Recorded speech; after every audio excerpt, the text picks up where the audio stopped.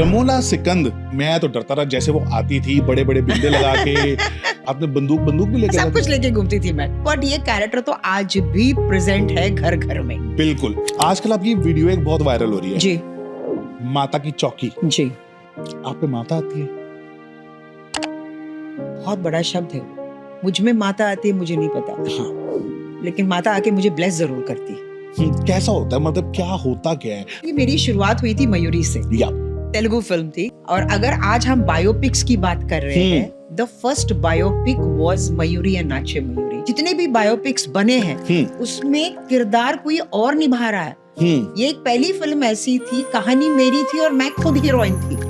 मेरे फादर केरला से बहुत एक छोटी उम्र में फैमिली रिस्पॉन्सिबिलिटीज की वजह से वो वहां से मुंबई आ गए। टाइपिस्ट की नौकरी कर रहे थे बहुत बड़ी डांसर के घर पे। वो सोचते थे कि मेरी शादी हुई, मेरी बेटी होगी तो मैं उसे डांसर बनाऊंगा और उसका नाम मैं सुधा रखूंगा।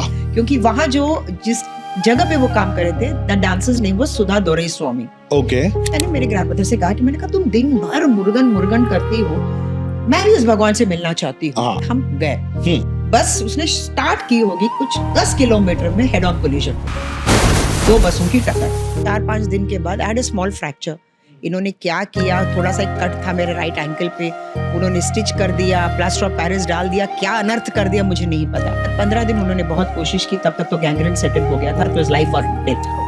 एम्पुटेशन हो गया। बहुत बड़ा क्वेश्चन मार्क था कि एक डांसर के लिए बिना पैर के क्या करेगी वो। जब मैं डांस 3 साल के बाद जब मैं स्टेज पे आई, बहुत डर रही थी क्योंकि 3.5 घंटे का परफॉर्मेंस था आर्टिफिशियल लिम्ब के साथ।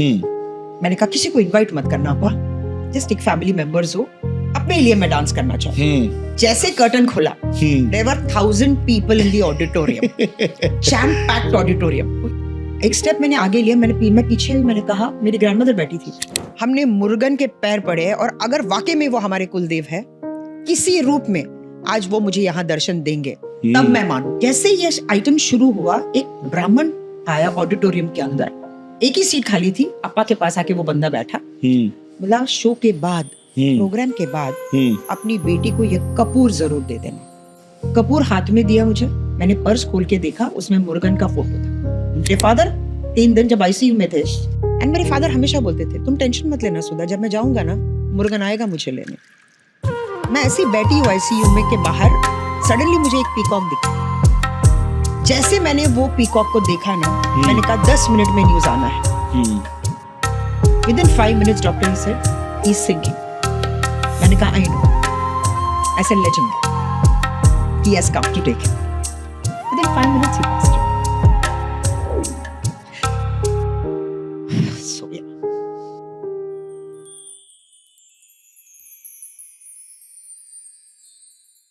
तो आज हमारे पॉडकास्ट में स्वागत है एक बहुत ही उम्दा एक्टर और बहुत ही उम्दा dancer, Sudha Chandra ji. Thank you so much Waris, thank you. मैं बचपन में देखा करता था इनको, जब हमारे घर में सीरियल सारी की सारी महिला बैठ के देखा करती थी, मेरी नानी, मासी, मम्मी। और रमोला सिकंद से हर कोई डरता था। मैं तो डरता रहा जैसे वो आती थी बड़े बड़े बिंदे लगा के, इतना हाई मेकअप करके, हाथ में बंदूक भी लेके, सब कुछ लेके घूमती थी मैं। मतलब ऐसी कोई चीज नहीं थी, मतलब सारे औजार मेरे हाथ में होते थे मारने के लिए।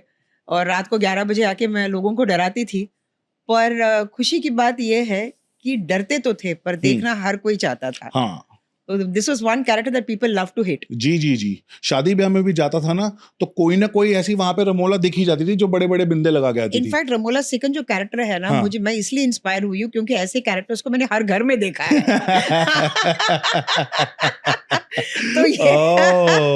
तो ऐसी बात नहीं है कि रमोला सिकंद कुछ अलग प्लेनेट से आई थी। क्योंकि घर में कोई एक बुआ या कोई एक मासी ऐसे या फिर कोई सास मिल ही जाती थी जो रमोला जैसी थी।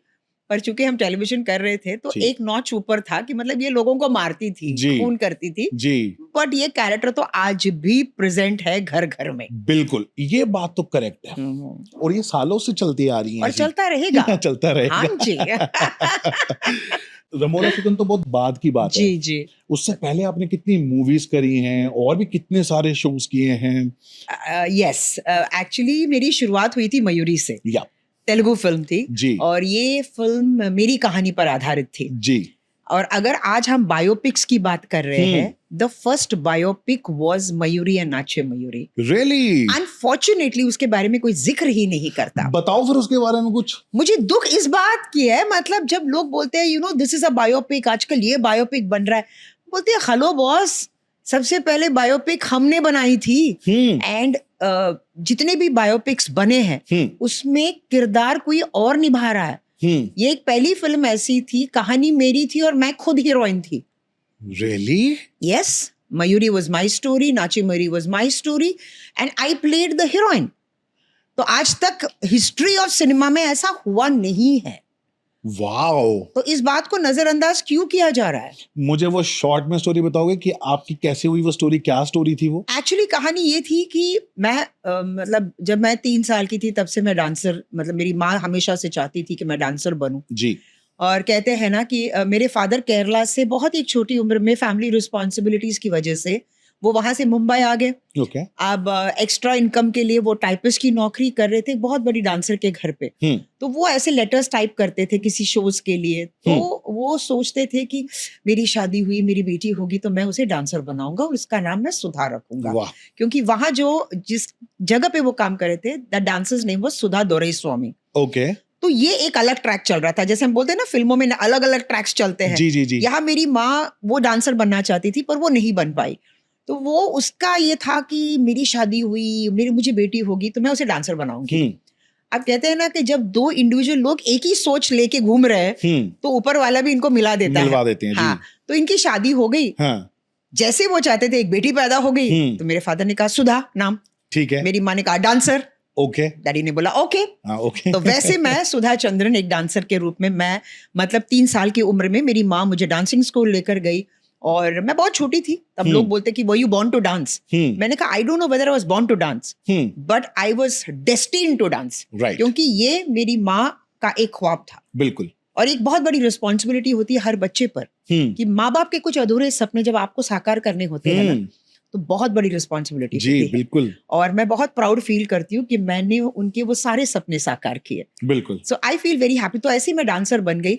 डांस करते करते करते एक होता है कि मैं चाहती थी कि मैं अपने कुल देव के वहां पर जाऊं, बिकॉज मैं उनकी काफी कहानियां मैं सुनती थी मेरे दादी के थ्रू. जी.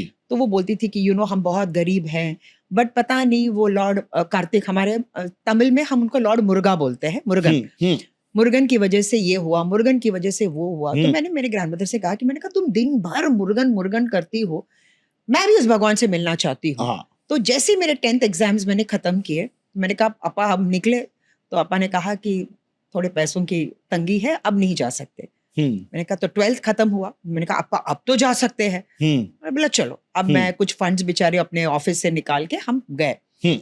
वहां गई और फर्स्ट टाइम, मतलब मैं बचपन में तो जाती थी बट एक सेंस, एक समझ आने के बाद जब मैं गई तो एक परसेप्शन बहुत अलग था. मैंने कहा ओह, तो यही भगवान है जिसे मतलब जनरेशन टू जनरेशन हम पूज रहे हैं और किस हालात से लेकर आज किन हालातों में हम आके खड़े हैं, थैंक्स गिविंग टू हिम. तो ये करके हम जब निकल रहे थे तो बस से हम आ रहे थे, we were coming back to Chennai. Okay. तो हमारे जो सीट्स थे वी वर 21, 22, 23. बट जैसे हम बस में चढ़ रहे थे ना तो उन्होंने कहा कि नहीं आपके सीट्स जो है वो 7, 8, 9 है. मेरे फादर ने कहा नो नो नो मुझे वही. और मेरे फादर बिल्कुल एडमेंट नहीं है, बहुत ही एडजस्टिंग आदमी है. तो मेरी माँ ने कहा क्यों, इस पे क्या फर्क पड़ता है, 20, 21, 22, 7, 8, 9 है, एक रात की तो बात है, चेन्नई पहुंच जाएंगे. But I don't know why he was very adamant उस टाइम पे. खैर सीट्स बदले नहीं, हम 7, 8, 9 पे बैठे. वहां से जब हम निकल रहे थे तो बीच में अबाउट 30 to 35 किलोमीटर की दूरी पे एक टेम्पल है, समयपुरम देवी टेम्पल. वहां वो हर जो गाड़ी, जैसे हम लोनावाला जाते हैं तो पहले हम नारियल तोड़ के फिर हम चढ़ते थे जो पुराने रास्ते से. तो वैसे ही वहां पर जितने भी ट्रैवलर्स जाते हैं ना, वो मंदिर में पहले पूजा करके फिर उनकी यात्रा वो शुरू करते हैं. ठीक है. तो ये ड्राइवर भी रुक के वो गया, उन्होंने वो सब नारियल वारियल तोड़ के आए. बस उसने स्टार्ट की होगी, कुछ 10 किलोमीटर में हेड ऑन कोलिजन हो गया, 2 बसों की टक्कर. ऐसे मतलब वो भी 110 पे था और ये 180 पे था, पता नहीं क्या हुआ, ऐसा डैश हुआ, पहले के 4 सीट्स अफेक्ट हुए. तब हम समझ पाए कि अगर हम 21, 22, 23 पे होते तो हम बच जाते. तो शायद वो एक साइन था. मेरे फादर बार बार बोल रहे थे कि हमको ये सीट नहीं चाहिए, पर जो लिखा है, विधि का विधान है, वो आप नहीं बदल सकते। तो वो हमारे 3 सीट्स में हम फंस गए थे। और मेरे फादर को मतलब he was bleeding through his nose, मेरी माँ को तो डेड डिक्लेयर कर दिया था। बट उस बस में 4 लड़के थे जो दिल्ली के थे। वो कौन थे, कहाँ से आए थे, मुझे नहीं पता। और मैं ही एक लड़की थी जो हिंदी और इंग्लिश बोल पा रही थी। उसमें से एक एथलीट था। वो बेचारा लड़का 35 किलोमीटर भागा और एक एम्बुलेंस लेकर आया। वाओ। और बार बार मेरे फादर बोल रहे थे कि हमको अलग मत करना, एक ही साथ रख के एक ही हॉस्पिटल में एडमिट करना, बिकॉज वो एक अनजान जगह, हम नहीं जानते थे किसी को। तब पुलिस वाले आए, फिर वो पुलिस केस हो गया, बोले योर मदर इज डेड, तो आप मंगलसूत्र निकाल दीजिए। तो मैं अपनी माँ, and I had a small fracture था, तो वो लड़के ने मुझे एक अपना बनियान दिया और एक पता नहीं कहाँ से एक स्प्लिंटर ऑफ वुड लिया, उसने मेरे पैर बांध दिए। बोला सुधा, ये ask my name, I said I am Sudha. बोला सुधा सिर्फ फ्रैक्चर है, टेंशन मत लेना, हो जाएगा। और वो जो ड्राइवर था, ही कोलैप्स्ड ऑन माय लैप। पानी मांग रहा था, मेरे पास पानी देने के लिए पानी नहीं था। तो एक रिवरलेट था, मतलब बहुत ही गंदा पानी बह रहा था। मैंने कहा पता नहीं इम्पैक्ट ऑफ डेथ क्या था, मुझे तब नहीं पता, क्योंकि मैं भी बहुत छोटी थी। तो मैंने लास्ट जो हाथ में जो पानी आया, वो लास्ट के ड्रॉप्स मैंने उसे दिए। हो सकता है आज मैं जो हूँ शायद उसके मतलब ब्लेसिंग्स हो, मतलब लास्ट जो वो पानी मांग रहा था, और वो मेरा सौभाग्य रहा कि मैंने उसे पानी पिलाया। फिर मैंने माँ के मंगलसूत्र निकालने गई तो मैंने देखा कि शी वाज ब्रीदिंग। मैंने कहा हेलो, शी इज अलाइव। मैंने कहा क्या आप लोग बोल रहे हो death certificate? And it was अमावास्या की रात थी, pitch dark on the highway. सब बाकी जितने पैसेंजर्स थे, पीछे जो बसेस आ गई उसमें चढ़ के लोग चले गए। ये 4 लड़के हमारे साथ थे। और आज तक मैं उन 4 लड़कों को ढूंढ नहीं पाई हूँ, जबकि हर पॉडकास्ट में, हर इंटरव्यू में मैं बोलती हूँ कि अगर कोई भी लड़का उन 4 में से आपको याद है तो प्लीज मुझे कांटेक्ट कीजिए। ये दुनिया से जाने से पहले मैं एक बार उनको थैंक यू बोलना चाहती हूँ, बट आज तक कोई भी मेरे कांटेक्ट में नहीं आया। क्या पता कौन थे वो? मैं वही तो बोल रही हूँ, मेरा वही कहने का मतलब है। क्योंकि अगर वो मेरे ये मैसेज सुनते, और ये इतना वायरल मैंने किया है, आज तक उन्होंने मुझे कांटेक्ट नहीं किया। अब वो भगवान के रूप में वो 4 थे, मैं नहीं जानती। फिर हम सब एक ही हॉस्पिटल में एडमिट हुए। वहां पर मेरे फादर को मैंने 4 दिन के बाद मैंने देखा, मेरी माँ को मैंने, it was like a Manmohan Desai film, जहां हम 3 अलग अलग वार्ड्स में थे। मैं बच्चों के वार्ड में थी, माँ women ward, and dad was in the male ward. चूंकि ये पुलिस केस हो गया था, 4-5 दिन के बाद I had a small fracture. इन्होंने क्या किया, थोड़ा सा एक कट था मेरे राइट एंकल पे, उन्होंने स्टिच कर दिया, प्लास्टर ऑफ पेरिस डाल दिया, क्या अनर्थ कर दिया मुझे नहीं पता। 5वें दिन जब अप्पा मेरे रूम में आए, मैंने कहा अप्पा मेरे पैर में बहुत दर्द हो रहा है। And my father was very particular, क्योंकि डांसर थी ना, तो सबका फोकस उसी में था, माँ और पापा का वही था कि भैया पैर को कुछ ना हो जाए। फिर पता चला कि 5-6 दिन ये कुछ ब्लैकिश होने लगा था मेरा टो। तो अप्पा को लगा कि कुछ गड़बड़ है। He said I want to shift her out, मैं चेन्नई लेकर जाऊंगा उसको। तब तक हमारी फैमिली भी आ गई थी चेन्नई से। फिर हम शिफ्ट हुए। वहां जाने के बाद 15 दिन उन्होंने बहुत कोशिश की, तब तक तो गैंग्रीन सेट इन हो गया था, तो वाज लाइफ और डेथ। चूंकि मैं माइनर थी, मैं कुछ बोल नहीं पाई, तो उन्होंने साइन कर दिया मेरे पेरेंट्स ने, एम्पुटेशन हो गया। अब कहानी एक बहुत बड़ा क्वेश्चन मार्क था कि एक डांसर के लिए बिना पैर के क्या करेगी वो। उस टाइम पे मेरे फादर मेरे कमरे में आके उन्होंने कहा मुझसे कि जिस पैर को तुमने खोया है वो पैर मैं बनूंगा, मैं तुम्हारे साथ चलूंगा। कहते हैं ना कुछ जीन्स की बात होती है, वो बहुत स्ट्रांग है। मेरी ग्रैंडमदर बहुत स्ट्रांग थी, मेरे फादर बहुत स्ट्रांग थे। हो सकता है उस टाइम पे मैंने भी डिसाइड कर लिया कि ठीक है यार, चलो जो होगा देखा जाएगा। बट मैंने अपने फादर से एक ही सवाल पूछा था कि तुम कब तक मेरे साथ चलोगे? तुम इमॉर्टल तो नहीं हो ना, कल को तुम नहीं रहे तो जब तक तुम सक्सेसफुल नहीं हो जाओगी ना, मैं तुम्हें छोड़कर नहीं जाऊंगा। और 4 साल तक, I lost him 4 years back, उन्होंने मेरा सारा सक्सेस देखा। Wow. And he stayed with me. जो वादा उन्होंने मुझसे किया था ना, उन्होंने निभाया। वाओ। यस। पर आज भी मैं वही बोलती हूँ कि मैंने अपने पेरेंट्स को जो दिया है ना, वो शायद मैंने सिर्फ इंटरेस्ट में भर पाई हूँ। एक प्रिंसिपल अमाउंट अभी भी मेरे एक कर्ज है, जो शायद कई जन्मों में मैं चुका पाऊंगी उन्हीं की बेटी बन के या किसी भी रूप में। उसके बाद उसी टाइम पे doctor PK Sethi from Jaipur got the Raman Magsaysay award. उन्होंने जयपुर फूड डिस्कवर कर लिया था। ओके। तो मेरे डॉक्टर्स आए थे मेरे कमरे में, तो आके बोलते कि see you have got an answer, your God, your वाइलर मुरुगन हैज आंसर्ड। वो क्रिश्चियन थे, doctor Derrick D'Souza. So he walked into my room, says your God whom you pray every day has given you an answer। मैंने कहा क्या है ये? Jaipur food, an answer to your problem। फिर मैंने डॉक्टर पीके सेठी से मैंने कांटेक्ट किया। फिर उन्होंने ये आर्टिफिशियल लिम्ब मुझे कहा कि आप डांस करो इससे। हम्म मैं बॉम्बे आई, मुझे लगा जब डॉक्टर ने बोल ही दिया तो हो जाएगा, और कहा होता 3 साल तो बहुत मेहनत की, स्टम्प से bleeding, I used to bleed from my stump, करते करते मैंने कहा कि सुधा एक ही जिंदगी है, अपने पेरेंट्स के लिए समर्पित कर दो।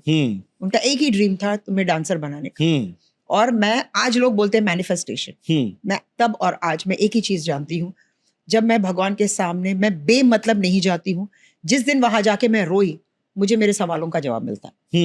तो उस वक्त मैंने वही कहा कि मैं तुम्हारे टेम्पल में आई थी, तुम मुझे धोखा नहीं दे सकते। एंड माई ग्रैंडमदर, वो हमेशा इस चीज पे बिलीव करती थी। मैं हमेशा बोलती, अरे क्या मंदिर जाके आई, क्या हुआ? बोलता वेट फॉर द आंसर, ये अंत नहीं है, एक नई शुरुआत है तुम्हारे लिए। और वहां से जो मेरी कहानी शुरू हुई, क्योंकि जब मैं डांस 3 साल के बाद जब मैं स्टेज पे आई और जब मैंने डांस किया, तो रामूजी राव सर ने ये इसके बारे में पढ़ा, तो said let's make a film on this. Initially उन्होंने कहा कि वहाँ की जो हीरोइन थी, मतलब मेरी कहानी यूज करके, तो वो डायरेक्टर ने कहा कि अगर मैं फिल्म बनाऊंगा तो मैं इस लड़की के साथ ही बनाऊंगा। वैसे नाची में फिल्म मयूरी तेलुगु में बनी, और फिर नाची मयूरी बनी, और इस ग्लैमर फील्ड में आई जहां लोग बोलते हैं कि ऐसे लोगों के लिए इधर जगह नहीं है। तो मैं हमेशा यही सवाल पूछती हूँ कि कैसे लोगों को, और आप होते कौन हो ये कहने के लिए कि कौन इस इंडस्ट्री के लायक है और कौन नहीं, ये ऑडियंस डिसाइड करती है। बिल्कुल, वो हमारे जज है, वो चाहते हैं तो हम रहेंगे, वो नहीं चाहते तो हम नहीं रहेंगे। 1985 to 2025 ऊपर वाले की मेहरबानी से, सिवाय वो 7 साल जब एक बहुत ही लल पीरियड था और मेरे साढ़े सात ही चल रहा था एक्सीडेंट के टाइम पे। यस और नॉर्मली 7.5 पैर को ही अफेक्ट करता है। और चूंकि माई ग्रेट ग्रैंडफादर बहुत बड़े एस्ट्रोलॉजर थे केरला में। वाओ। हाँ, बट अनफॉर्चुनेटली वो कला हम में से किसी ने नहीं लिया, जो भी हो। तब एक एस्ट्रोलॉजर ने मेरे फादर से कहा था, शी विल क्रिएट हिस्ट्री। तो मैंने बोला कि ये सब होने के बाद मैं हिस्ट्री क्रिएट करूंगी कैसे? बट सी, कहते हैं ना, किसी भी विद्वान के वर्ड्स पे आपको कभी प्रश्न नहीं पूछना चाहिए, छोड़ देना चाहिए। हाँ, सिर्फ सुन लेना चाहिए। क्या पता आशीर्वाद ही दे रहा हो वो, कुछ कुंडली बिना देखे ऐसी बोल रहा हो ये हिस्ट्री क्रिएट करेगी। पता नहीं मुझे, मतलब मैं वही बोलती हूँ, इसलिए मैं नम्रता से, मैं लोगों से बहुत प्यार से मैं बिहेव करती हूँ। आपको गुड विशेस, ब्लेसिंग्स, आशीर्वाद किस रूप में आए, किन के जरिए आए, ये आप नहीं समझ सकते। वन हार्श वर्ड किसी के दिल को तोड़ना नहीं होता है, प्यार मोहब्बत से निकल जाओ, पर उल्टे शब्द कभी मत बोलना। बिल्कुल बिल्कुल, ये मेरी जिंदगी का एक प्रिंसिपल रहा है। बिल्कुल, आप तो इस बात को बिल्कुल पक्के से मानते होगे ना, जब भी ये लाइन सुनते होगे, न जाने किस रूप में नारायण मिल जाए। बिल्कुल, मैं रोज ये गाना सुनती हूँ। मैं बहुत ही स्पिरिचुअल हूँ, और अगर मैं स्पिरिचुअलिटी की बात करूं, अब साइंस ये चीज को ना बिलीव करे, बट मेरा ये विश्वास है। जब मैं फर्स्ट टाइम स्टेज पे आई थी, वो मैं बोलते बोलते रह गई जी। स्टेज पे मैं परफॉर्म कर रही थी, मैं ऑलमोस्ट रेडी हो गई थी, बहुत डर रही थी क्योंकि 3.5 घंटे का परफॉर्मेंस था आर्टिफिशियल लिम्ब के साथ। और मेरे फादर को मैंने 1 हफ्ते पहले मैंने बताया था कि मैं रेडी हो गई हूँ परफॉर्म करने के लिए। ओके। 10 बार अप्पा ने पूछा, आर यू श्योर? मैंने कहा यस, आई एम श्योर। मैंने कहा किसी को इनवाइट मत करना अप्पा, जस्ट एक फैमिली मेंबर्स हो, अपने लिए मैं डांस करना चाहती हूँ। बट चूंकि अप्पा लाइब्रेरी से बिलोंग करते थे, तो पता नहीं वो कहाँ से वो न्यूज, मे बी मेरे फादर ने खुद बोल दिया होगा। जैसे कर्टन खुला, there were 1000 people in the auditorium, jam packed auditorium. तो मैंने अम्मा से कहा, मैंने कहा अम्मा ये क्या यार, इतने पब्लिक कहाँ से आ गए? अम्मा से concentrate, it's a big challenge for you. मैं एक स्टेप मैंने आगे लिया, मैं पीछे, मैंने कहा, मेरी ग्रैंडमदर बैठी थी, मैंने कहा पार्टी, आज मैं एक चीज तुमसे कहना चाहती हूँ, अगर आज वाकई में हमने मुर्गन के पैर पड़े हैं, और अगर वाकई में वो हमारे कुलदेव है किसी रूप में, आज वो मुझे यहाँ दर्शन देंगे, तब मैं मानू। मेरी माँ ने कहा, don't get arrogant, it's a very important programme, ये फालतू बातें नहीं करनी, जैसे तुम जाओ पहले परफॉर्म। वो बहुत ही डरती थी इन चीजों से। गई, मैंने परफॉर्म किया, मैंने बोला, वो क्या बोली सब भूल गई थी। एंड में था कि भाई मैंने परफॉर्म कर लिया 3.5 घंटे, and people stood up and said welcome back Sudha, and stage lovers थे वो, जो मेरे डांस को फॉलो करते। ये सब कुछ हुआ, फिर मैंने कहा अप्पा किधर है? मैंने कहा अप्पा मिल नहीं रहा है मुझे। लास्ट रो से मेरे फादर आते हैं मेरे पास, तो मेरी माँ ने कहा तुम्हारे हाथ में क्या है? अब मेरे फादर को मतलब पता नहीं यार, जब सुधा एक इट्स अ वेरी इंपॉर्टेंट रेपर्टोयर हमारे भरतनाट्यम में, वर्णम, जो 45 मिनट का सिंगल आइटम, और वो मैंने किया। तो जब जैसे ये आइटम शुरू हुआ, एक ब्राह्मण आया ऑडिटोरियम के अंदर, धोती विभूति, वो आके मेरे पास बैठा, एक ही सीट खाली थी, अप्पा के पास आके वो बंदा बैठा, बोला शो के बाद, प्रोग्राम के बाद अपनी बेटी को ये कपूर जरूर दे देना, और एक पर्स उन्हें दिया था। तो अम्मा ने कहा किस किस से क्या लेते हो आप, क्या? सिर्फ मुझे नहीं मालूम, वो पर्स में क्या है ये भी मुझे नहीं मालूम। कपूर हाथ में दिया मुझे, मैंने पर्स खोल के देखा, उसमें मुर्गन का फोटो था, और वो ब्राह्मण कहाँ चले गए किसी को नहीं पता, वो कहाँ से आए कहाँ गए। उसके बाद मेरे फादर ने वही कहा, तब मेरी ग्रैंडमदर आई मेरे पास, जब तुमने पूछा था ना ये सवाल, तो भूल ही गई थी एक्चुअली। एक होता ना कि एक दर्द में आदमी बोल के निकलता है कि मैं क्यों, मतलब 16 साल में डिड आई डिजर्व इट, मतलब तुमने सवाल पूछा ना, ये जवाब है। आज के बाद सवाल नहीं पूछ, वो जो भी करता है, मैंने तुमसे ये भी कहा था कि एक शुरुआत है, वाह, ये अंत नहीं है, वाह, एक नई शुरुआत है। बहुत सुंदर। और उस दिन मेरे फादर ने सबके सामने उन्होंने मेरे पैर पकड़े। मैंने कहा पापा ये क्या कर रहे हैं आप? तो तब मैं अपनी बेटी के पैर नहीं पकड़ रहा, मैं उस सरस्वती की वंदना कर रहा हूँ जो मेरे बेटी के पैर में है। आज इतने अवार्ड्स मुझे मिले पारस, वो जिंदगी का सबसे अहम इम्पोर्टेंट इमोशनल अवार्ड है मेरे लिए। Wow. And I am so happy, क्योंकि ऐसे कितनी रातें गई होंगी जब मेरे फादर, मैं इकलौती हूँ, ना आगे ना पीछे, तो काफी सपने उन्होंने भी संजोए होंगे कि यार बेटी को, my father wanted me to do the IFS, Indian foreign service, he wanted me to serve the Indian government. तो वो सारी चीजें ना अधूरे सपने रह गए थे। तो मुझे वही था कि यार एक फादर और मदर इतने निराश कैसे हो सकते हैं, और मैं ऊपर वाले से, अपने भगवान से मैंने वही प्रार्थना की, मुझे एक मौका दो कि लोग बोले ये सुधा चंद्रन के माता पिता है, मुझे और कुछ नहीं चाहिए लाइफ, और वो मुझे उन्होंने दिया। तो this is my staunch belief कि मेरा भगवान मेरा हाथ कभी नहीं छोड़ सकता। वाओ। और लोग बोलते हैं कि आप आज इतनी सक्सेसफुल हो, मैंने कहा मैं डिजर्व करती हूँ, बिल्कुल, मैंने मेहनत की है, करी है, और अगर मुझे मेरे मेहनत का फल नहीं मिलता तो ये मेरा हार नहीं है, वो उसका हार होगा। बिल्कुल, और वो मुझे हारने नहीं देगा। बिल्कुल। तो ये मेरा अटूट विश्वास। बहुत ही बढ़िया, बहुत ही सुंदर। वाह, ये मूवी में है?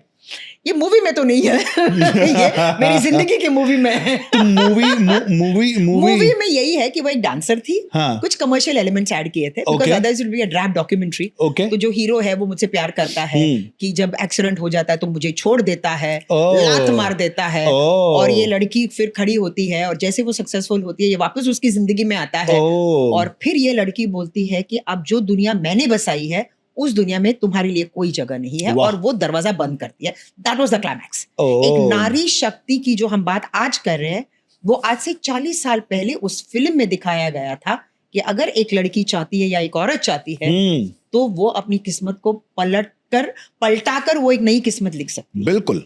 किस्मत वो नहीं है जो वो ऊपर वाला लिख के देता है, बिल्कुल। किस्मत वो है जो आप इस धरती पर लिखते हैं, बिल्कुल। लेकिन बिना विश्वास के नहीं होगा। बिल्कुल नहीं, अटूट विश्वास। किस पे? भगवान पे। भगवान पे। आज भी मैं बोल रही हूं कि जब मुझे ऐसा लगता है कि एक होता ना जिंदगी के हर पड़ाव में एक क्रॉस रोड आता है कि यार ये क्यों। और जब मेरी माँ को भी व्हेन शी गॉट कैंसर, तो मैंने वही बोला, मैंने कहा मेरी माँ को कैंसर क्यों?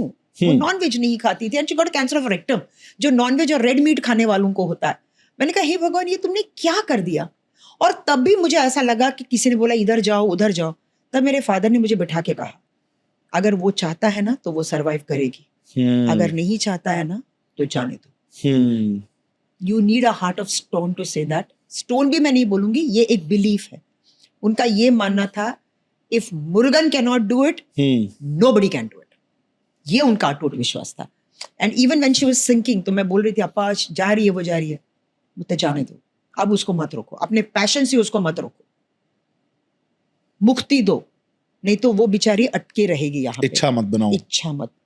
And last I don't no क्या मेरे फादर ने जाके उनकी कान में क्या कहा होगा, एक तरफ उसने मेरे को देखा एंड शी ब्रेथ्ड हर लास्ट। वो इसी शायद ये वैलिडेशन के लिए रुकी थी कि मेरे फादर है जो मेरी बेटी का ख्याल रखेगा। आई थिंक शायद मेरे फादर ने वही कहा होगा, मैंने पूछा नहीं। तो शायद वही एक होगा कि तुम टेंशन मत लो, मैं हूं उसके लिए. And that was when she left the world.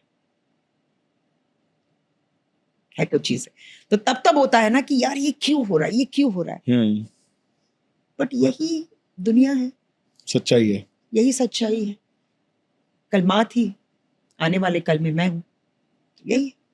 या कोई परमानेंट तो नहीं है. तो जाने की क्या तैयारी कर रखी है आपने? मैं कोई अपनी तैयारी क्या, जब बुलाएगा वो ले लेकर जाएगा वो अपने पास. अच्छा, और मुझे पता है वही आएगा मुझे लेने के लिए. मुरुगन ही आएगा. मेरे फादर 3 दिन जब आईसीयू में थे, तब मैं और मेरा विजय, मेरा बॉय, मेरा मैन फ्राइडे जो बैठा है, 3 रातें हम वहीं पर थे. मैंने अपने हस्बैंड को बोला, मैंने कहा तुम घर में जाओ, थोड़ा रेस्ट लो.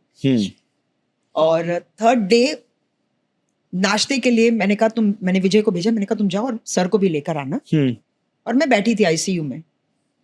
मैंने कहा यार ये ना इस तरफ है ना उस तरफ है, कब तक. कोमा में चले गए हैं, क्यों टॉर्चर कर रहा है तू.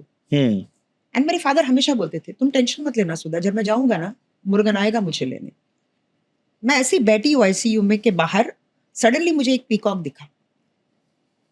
बाकायदा मैं बोल रही हूँ, आईसीयू में कोई पीकॉक दिख सकता है, या तो मेरा विजुअलाइजेशन होगा, जो भी होगा, पर मैंने देखा. जैसे मैंने वो पीकॉक को देखा ना, मैंने कहा 10 मिनट में न्यूज आना है. Within 5 minutes doctor he said he is sinking. मैंने कहा I know. I said let him go, he has come to take him. Within 5 minutes he passed away.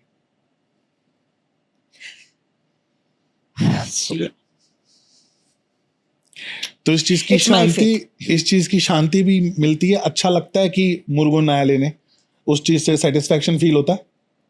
या और sorry I am not emotional like that. It's okay. मुझे आपको ऐसे परेशान नहीं करना था. नहीं परेशान नहीं है, खुशी की बात है ये. हाँ. ऐसा परेशानी नहीं है जी. और अपनों के लिए आंसू बहाना, इट्स माय प्रिविलेज. क्योंकि वैसे इतनी जल्दी मैं रोती नहीं हूँ किसी के सामने. और मुझे याद है अपा के जाने के बाद जब मैं वापस गई, एवरी ईयर मैं वहां जाती हूँ, तो वहां गई और जैसे मेरी एंट्री हुई, मेरे पति ने कहा, रवि ने मुझसे कहा, सुधा ऊपर देख. वॉल के ऊपर ना एक पीकॉक चल रहा था. मैंने कहा बस, मेरे फादर वहां पहुंच गए. मैंने कहा अब मुझे कोई टेंशन नहीं. I know that my father has reached the place जहां वो हमेशा से चाहते थे. ऐसे लूसोल को मुक्ति मिल गई. बस मैंने कहा अब इतनी ताकत देना कि हर साल हम यहाँ आए, और हर साल, though my husband is a Punjabi, हर साल वो मेरे साथ आता है. We both go to the temple. मैं वही बोलती हूँ कि मेरे फादर ने तो उनका नाम ही बदल दिया था. इसे तू मेरी बहू है, वो मेरा बेटा है, तो आज के बाद वो मेरा रविचंद्रन है. हाँ. वाह. और अंतिम संस्कार भी मेरे पति ने किया. बहुत सुंदर. And my father's brother said that हक उसका है, because he served your father. Wow. एक उनका खुद का बेटा होता तब भी वो इतना नहीं करता जितना मेरे पति ने उनके लिए किया, मेरी माँ के लिए और मेरे फादर के लिए. बहुत तो हक भी उन्हीं का बनता है. बिल्कुल बिल्कुल. उन्होंने ही दिया, फाइनल राइट्स उन्होंने कंप्लीट किया. तो कौन से मंदिर जाते हो आप? मैं ट्रिची से 7-8 किलोमीटर वायलूर करके एक छोटा सा गांव है, वहीं से हमारे एंसेस्टर्स निकले थे. Okay. And then they migrated to Kerala. ये बात हम भूल गए थे. जब मेरे ग्रैंडफादर को टीबी हुआ था, तो डॉक्टर्स ने कहा कि put him down, the last stage. तब एक हम बोलते हैं आंडी पंडारा, मतलब जो क्या बोलते हैं बैरागी नहीं होते, वो ऐसे घर के सामने से जा रहा था. बार बार हमारे घर के सामने रुक के वो बोल रहा था वाइलोरान वाइलोरान वाइलोरान. तब मेरे ग्रैंडमदर के फादर वहां थे. Immediately I said he was a very big astrologer. उन्होंने इमीडिएटली देखा तो हमारे रूट्स वाइलोर, वी हैड फॉरगॉटन वाइलोर. ओके. तभी मेरी ग्रैंडमदर ने मन्नत मांगी कि अगर ये ठीक हो जाते हैं तो हर साल हम वाइलोर आएंगे. वहां से हमारी शुरुआत हुई. Then we went back. So every year हमारी फैमिली से हम हर साल वहां जाते हैं अभिषेकम करने के लिए. वाह. और इस रिचुअल को हमने आज तक बंद नहीं किया. बहुत ही सुंदर. तो क्या क्या बताया आपने? वायलूर. वायलूर का मतलब? वायलूर इज वायल, इस vayal you call it as fields. हाँ, तो उस नाम से उस गांव को एक नाम मिला है वायलूर. अच्छा. और कौन से कुल देवी देवता आपके? कार्तिक भगवान ही. अच्छा, वहां पे मुरुगन कोविल. क्या बात है. और जब मैं छोटी थी, मुझे याद है जब मैं गई थी तो तभी भी आई वाज वेरी इंक्विजिटिव, मैं बहुत ज्यादा पूछती थी सवाल। हाँ, तो मैंने कहा अम्मा अम्मा ये मुर्गन कैसा होता है, कैसे हाँ, दिखता है? हाँ, तो वहां बगल में एक ऑर्फनेज था हाँ, छोटे छोटे बच्चों का। हाँ, एक छोटा सा बच्चा उस टाइम पे आया, हाँ, मतलब ऐसी डिविनिटी मैंने किसी बच्चे में मैंने नहीं देखा है। हाँ, जैसे हमारे साउथ में होता है ना पट्टा, वो विभूति लगा के हाँ, कुंकू सेंटर में गोरा चिट्टा छोटा सा बच्चा। हाँ, तो आके मेरे माँ को पूछ रहा है अम्मा कुछ खाने को मिलेगा क्या? तो अम्मा ने इमीडिएटली शेयर बनानास, बोला ये ले लो बेटा। तुम कहाँ रहते हो? बता वो अनाथ आश्रम में। हमारे जैसे लोगों को क्या जगह मिलेगी, वही अनाथ आश्रम में तो मैं पड़ा रहता हूँ। अभिषेकम के बाद मैंने अप्पा से कहा, मैंने कहा अप्पा एक छोटा सा बच्चा है तो बड़ा प्यारा सा था, देखो ना अगर अडॉप्शन के लिए हम उसको घर लेकर जाते मेरा भाई बना के। हम पूरे आश्रम में ढूंढे, वो बच्चा बोलता है ऐसा कोई बच्चा है ही नहीं इधर।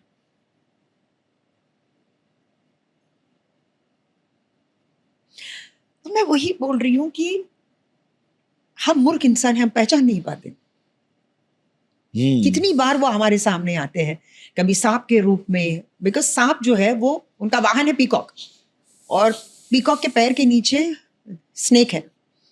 मेरी फर्स्ट फिल्म नाचे मयूरी मयूरी, पीकॉक। आयरनी देखो, मेरा introduction to the film industry was Mayuri, जो लॉर्ड भगवान माँ कार्तिक भगवान का वाहन है। My come back into the industry with television, Naagin. तो अगर आप डॉट्स को जोड़ो तो पिक्चर बहुत क्लियर है। ऐसा स्क्रीन पे तो शायद मतलब कोई भी राइटर इस धरती पर तो नहीं लिख सकता। मैजिक तो सबके साथ हो रहा है, लेकिन दिखने का नजरिया है कि कौन देख पा रहा है उसको। अगर आप नहीं देखोगे तो आप मूर्ख हो। मूर्ख हो, मूर्ख हो आप। या तो आपके आंखों के सामने एक बहुत पता नहीं किस बात का पर्दा है कि आप उस चीज को नहीं हटा पा रहे हो, और अगर आप नहीं हटा पा रहे हो ये आपकी बेवकूफी है। क्या करे पर्दा हटाने के लिए? Unconditional surrender. जिस भगवान पे आप विश्वास कर रहे हो, हाथ ऊपर करके मतलब बोल दो कि भैया तुम ही मेरे लिए सब कुछ, आप ही देखो सब कुछ। वही देखता है, देखता तो वही है, देखता तो वही है। तो फिर किस बात का गुरूर है, मैं पूछ रही हूँ। मैंने किया, अरे तुमने क्या किया? कराने वाला तो कोई और है। उसने सिर्फ तुम्हारे इस बॉडी को चूज किया है, बिल्कुल, कि तुम बनो, तुम ये काम करोगी। अगर हो सकता है कि मेरे स्पेशली चैलेंज कम्युनिटी के लिए मुझे कुछ करना था, इसीलिए ऊपर वाले ने मुझे चुना। बिल्कुल, कि सुधा तुम वो एक शरीर हो, तुम्हारा एक ये जो जन्म है, तुम एक इंस्पिरेशन बनोगी आने वाली पीढ़ी के लिए। तो आई एम ब्लेस्ड। मुझे अफसोस ही नहीं, बिकॉज जो स्ट्रेंथ मेरे इस पैर में है, शायद ही मुझे फर्क ही नहीं पड़ता कि ओरिजिनल और आर्टिफिशियल में मुझे फर्क नहीं पड़ता। वाह वाह। लोग मुझसे पूछते हैं आपको दर्द नहीं होता है? 12 घंटे काम करते हो, 24 घंटे काम करते हो?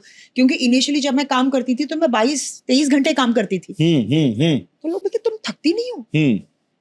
मैंने कहा जब तुम सवाल पूछते हो तब मुझे सहन में आता कि अच्छा थकावट भी एक नाम की चीज है। मैंने कहा मैं तो नहीं महसूस करती हूँ, बिकॉज मैं अपना काम एंजॉय करती हूँ। बोलो मैं तो भैया पैसेंजर हूँ, ड्राइव तो कोई और कर रहा है, मैं तो बैठी हुई हूँ सिर्फ। हाँ, मुझे बोलते हैं राइट जाओ तो मैं राइट जाती हूँ, लेफ्ट जाओ तो लेफ्ट जाओ, बोलो बैठो तो बैठो, उठो तो उठो। हम सब कठपुतलियां हैं उनके हाथ में, डोर तो उधर है, वो देखता है, वो करता है। वाह। अब आप साउथ से हो जी, साउथ में अयप्पा को भी बहुत पूछते हैं, बहुत मानते हैं। कौन है ये अयप्पा और कैसी होती है उनकी पूजा? अभी आप कुछ बता रहे थे, जैसे वो मंदिर बैठे थे। मेरे फादर भी, हमारा पूरी फैमिली जाती है अयप्पन टेम्पल, शबरीमलाई। तो उनका 40 डेज का ये एक पेनेंस होता है, कि मतलब एब्सोल्यूट स्ट्रिक्ट पेनेंस, जिसको हम बोलते हैं चलिया। अच्छा चलिया, पंजाबी में हम बोलते हैं चलिया। अच्छा चलिया, ओके। 40 डेज चलिया, 40 चलिया जी। अच्छा, तो ये 40 दिन में no nonveg, no drinks, no other activities. आप सवेरे उठ के नहाओगे, बाहर से खाना नहीं खाओगे, घर का खाना ही खाओगे, नो प्याज, नथिंग। आप जमीन पे सोओगे।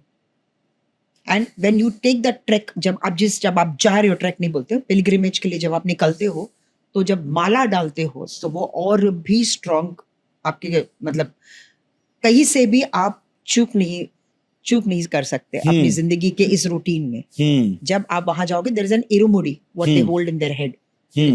पीछे 2 हिस्से में बटता है वो, जो हमेशा इफ यू सी अपना शबरीमलाई जाने वाले हमेशा अपने इस पे सर पे इरुमुडी रखते हैं। तो एक half of it is an offering to lord Ayyappa, और half is their dhoti and जो बांधते हैं ना, क्योंकि उनको 40 दिन लगता है ऊपर पहुंचने में।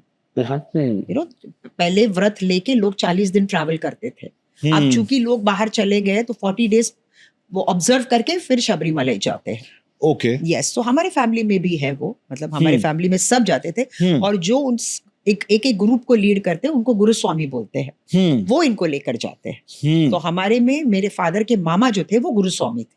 ओके। तो इट हैज बीन कंटिन्यूइंग, आज भी हमारे जो 3rd जनरेशन है 4th जनरेशन है सब जाते हैं शबरीमला। और मैं बहुत फॉर्चुनेट थी कि मैं वहां गई एक फिल्म के शूट के लिए। तो मतलब नॉर्मली दे से कि गर्ल्स बिफोर प्यूबर्टी या आफ्टर प्यूबर्टी तभी आप जा सकते हो। पर हमारे गुरुस्वामी हमको लेकर गए। बट वो जो 18 सेक्रेड स्टेप्स है शबरीमला में चढ़ने के लिए, वो लेडीज हमारी इस उम्र में नहीं जा सकते। अच्छा। नहीं, वो that is a very Holi steps, 18 steps. और वो जो 18 स्टेप्स है, each step is a lesson of life. How? एक स्टेप का डिस्क्रिप्शन है। See, first step when you climb is what you attain. Second, third, fourth, किन किन चीजों को छोड़ना है, किन किन चीजों को पकड़ के, it's आपकी लाइफ का एक ट्रैवलॉग है। It's a lesson of life. And just 18 steps 18 teach steps you everything. Teaches you the essence of life. Wow. And then Makar Sankranti के दिन मकर ज्योति है वहां पे। जैसे ही वो शाम के वो जो हम दीप अर्चना करते हैं, the moment the bells ring and the sanctum sanctorum opens, जो पहाड़ है वहां से एक लाइट निकलती है। वो आज तक no science has discovered it. मकर ज्योति वो देखने के लिए लोग ऐसे उमड़ते हैं। That is Lord Ayyappa giving blessings to people. Wow. Yes. Lord Ayyappa किसी राक्षस का वध करने के लिए पैदा हुए थे। जहां तक मुझे कहानी पता है, वो एक पंदलत राजा, the king of Pandalam, he didn't have a child. Okay. तो वो हमेशा पूछते रहते थे कि मतलब he wanted a child because एक राजा को हमेशा एक पुत्र की जरूरत होती है अपने वंश को आगे बढ़ाने के लिए। एक दिन टहलते टहलते पंबा रिवर के वहां पर एक बच्चे की रोने की आवाज सुनाई थी। तो राजा goes there and he sees. Okay. And he picks up this child. Okay. And he had a small bell on his neck. Okay. इसीलिए अयप्पा का नाम is also मणिकंठा, because वो मणि था। Right. ये घर आते हैं बच्चे को ले आके, ये बहुत खुश हो जाते हैं। तो रानी भी बहुत खुश होती है। वहां पर जो होते हैं ना एडवाइजर्स, वो आके रानी का कान भरने लगता है कि ठीक है ये लड़का तो आ गया, कल को तुम्हें बच्चा हुआ तो राजा कौन बनेगा? वो बनेगा तुम्हारा बेटा, लाइक रामायण सेम। ठीक है। तो ये पॉइजन हो गई इसका दिमाग। ओके। तो ये बोलती है कि फिर मैं इसको कैसे यहाँ से भेजूं? तो ये बोलता है बोलो बहुत सर दर्द है, बाकी का मैं संभाल लूंगा। तो ये बोलती है मेरे को बहुत सर दर्द है, मुझे वो दवा चाहिए। तो ये वैद्य बोलता है अरे इस दवा, ये इसका तो दवा यहाँ नहीं मिलेगा। जो शेर का मतलब जो लायन है, टाइगर है, उसके वो जो दूध है वो चाहिए, द टाइगर्स मिल्क। तो ये बच्चा बाहर आता है, बोलता है कि मैं जाऊंगा अपनी माँ के लिए, मैं जाऊंगा। जबकि उनको पता है कि ये पूरा मतलब ये गेम प्लान है। ये जाते हैं तो रानी को लगता है ये तो वापस आएगा ही नहीं। पलट के देखती है तो शेर की टोली में बैठ के अयप्पा आ रहे हैं। बोलता है आपको कितना दूध चाहिए, ले लो, ले लो। That is why Ayyappa still sits on the tiger. That's his why. Wow, beautiful. Yes. Wow. मुझको एक मम्मी ने कथा बताई थी। जी। मैं उस राक्षस का नाम भूल रहा हूँ। एक राक्षस था जो कि ब्रह्मदेव से वरदान मांगता है, बहुत सालों तक तपस्या करता है। उसके बाद ब्रह्मदेव प्रकट होते हैं, ब्रह्मदेव से वरदान मांगता है कि मुझे अमर कर दो। अच्छा। राक्षस तो सारे बोलते थे अमर कर दो। बिल्कुल। ब्रह्मदेव ने बोला अमर नहीं होता भाई, हम अमर नहीं कर सकते, कुछ और मांग ले, बेशक घुमा के कुछ भी मांग ले, मांग ले। तो उसने बोला कि ठीक है, विष्णु और शिव से जो बच्चा पैदा होगा वो ही मुझे मार पाएगा। ब्रह्मदेव तथास्तु। अब जब पहली बारी विष्णु भगवान ने मनमोहिनी का स्वरूप दिखाया था अमृत मंथन के टाइम पे, तो सभी देवता और राक्षस तो मनमोहित हो गए थे उनको देख के, दीवाने हो गए थे, बस एक सूर्यदेव को छोड़ के। तो जब शिवजी को पता चला कि विष्णु भगवान जो कि शिवजी के आराध्य हैं, बिल्कुल, उन्होंने इतना सुंदर स्वरूप दिखाया है पर मुझे नहीं दिखाया। वो कहते हैं प्रभु मुझे भी दिखाओ, देखना चाहिए ना, आप तो मेरे आराध्य हैं तो आप ही मुझे वो स्वरूप दिखाओ। विष्णु भगवान कहते हैं आप रहने दो। Okay. मैं सबको दिखाऊंगा, सबको मैं वो कर सकता हूँ, कंट्रोल कर सकता हूँ, आपको कैसे करूंगा? क्योंकि आप मेरे आराध्य हैं जी। अगर आप मनमोहित हो गए तो गड़बड़ हो जाएगी, गड़बड़ हो जाएगी।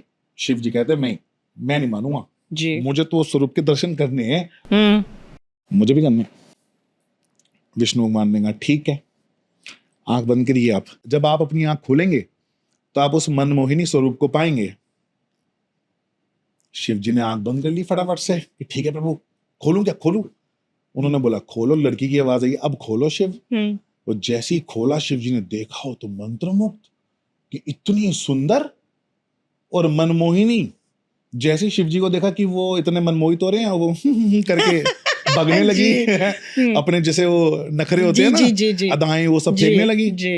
शिव जी और मंत्रमुग्ध कि हाय इतनी सुंदर। शिव जी पीछे पीछे, अब वो आगे आगे। अब जो शिव जी एक मनमोहित स्वरूप में जो भाग रहे थे, तो जिस पहाड़ पे भाग रहे थे उस पहाड़ में उनका जो मनमोहित रस जो टपक रहा था, अच्छा, हाँ। मनमोहित रस टपक रहा था, उससे हीरे जवाहरात ये सब पैदा हुआ, नग वगैरह। अच्छा। फिर शिव जी ने पकड़ लिया मनमोहिनी को। मनमोहिनी भी चाहती थी मुझे पकड़ लो जी। तो उन दोनों का मिलन हुआ। तो उन दोनों के मिलन से हुए अयप्पा, जिनको बोला जाता है हरिहरा। हरिहरा, करेक्ट। और उस बच्चे को उन्होंने पंबा रिवर में रख दिया था, जहां से बाहर मैंने कहानी सुनाई थी। जी, ओके। तो अच्छा, वो प्रिल्यूड था। यस, या मैंने भी सुनाई, मैंने भी, यस। तो मुझको ये हरिहरा से, मतलब जब मैंने मम्मी ने सुनाई ना मुझको स्टोरी, मैंने कहा अच्छा ये दोनों एक हुए थे। Das Yesudas song starts with that only. हरिहरा सनम विश्व मोहनम, it starts with this. Wow, मुझे बहुत मजा आता है ये कहानियां सुनने में, इतना आनंद आता है। मम्मी इतनी अच्छी अच्छी कहानियां बताती हैं। और अयप्पा का तो मैं उसी वक्त फैन हो गया कि भाई ये तो एक नई शक्ति आई हुई है। आपको जाना चाहिए एक बार। मैं जाऊंगा, आपको जाना चाहिए। मुझे साउथ में पता नहीं बुला नहीं रहे विष्णु भगवान। बहुत टाइम हो गया, मैं कब से सोच रहा हूँ कि मैं बुलाएंगे। बालाजी जाऊंगा, मैं वहां पे जाऊंगा जहाँ विष्णु भगवान ऐसे करके लेटे में बहुत बड़े से, पद्मनाभन क्षेत्रम, सब जगह जाना है मुझे। त्रिवेंद्रम बहुत और 3 हिस्सों में आप देखते हो, एक में पूरा नहीं दिखता है। अब मुरुगन की दास आई है तो वो आशीर्वाद देगी तो पहुंच जाऊंगा मैं। बिल्कुल पहुंचेंगे आप, मैं बोल रही हूँ। बहुत बहुत धन्यवाद। जब आप साउथ जाके मुझे फोन कीजिए कि मैं पहुंच गया हूँ। डन है, मैं आपको पक्का बताऊंगा। अब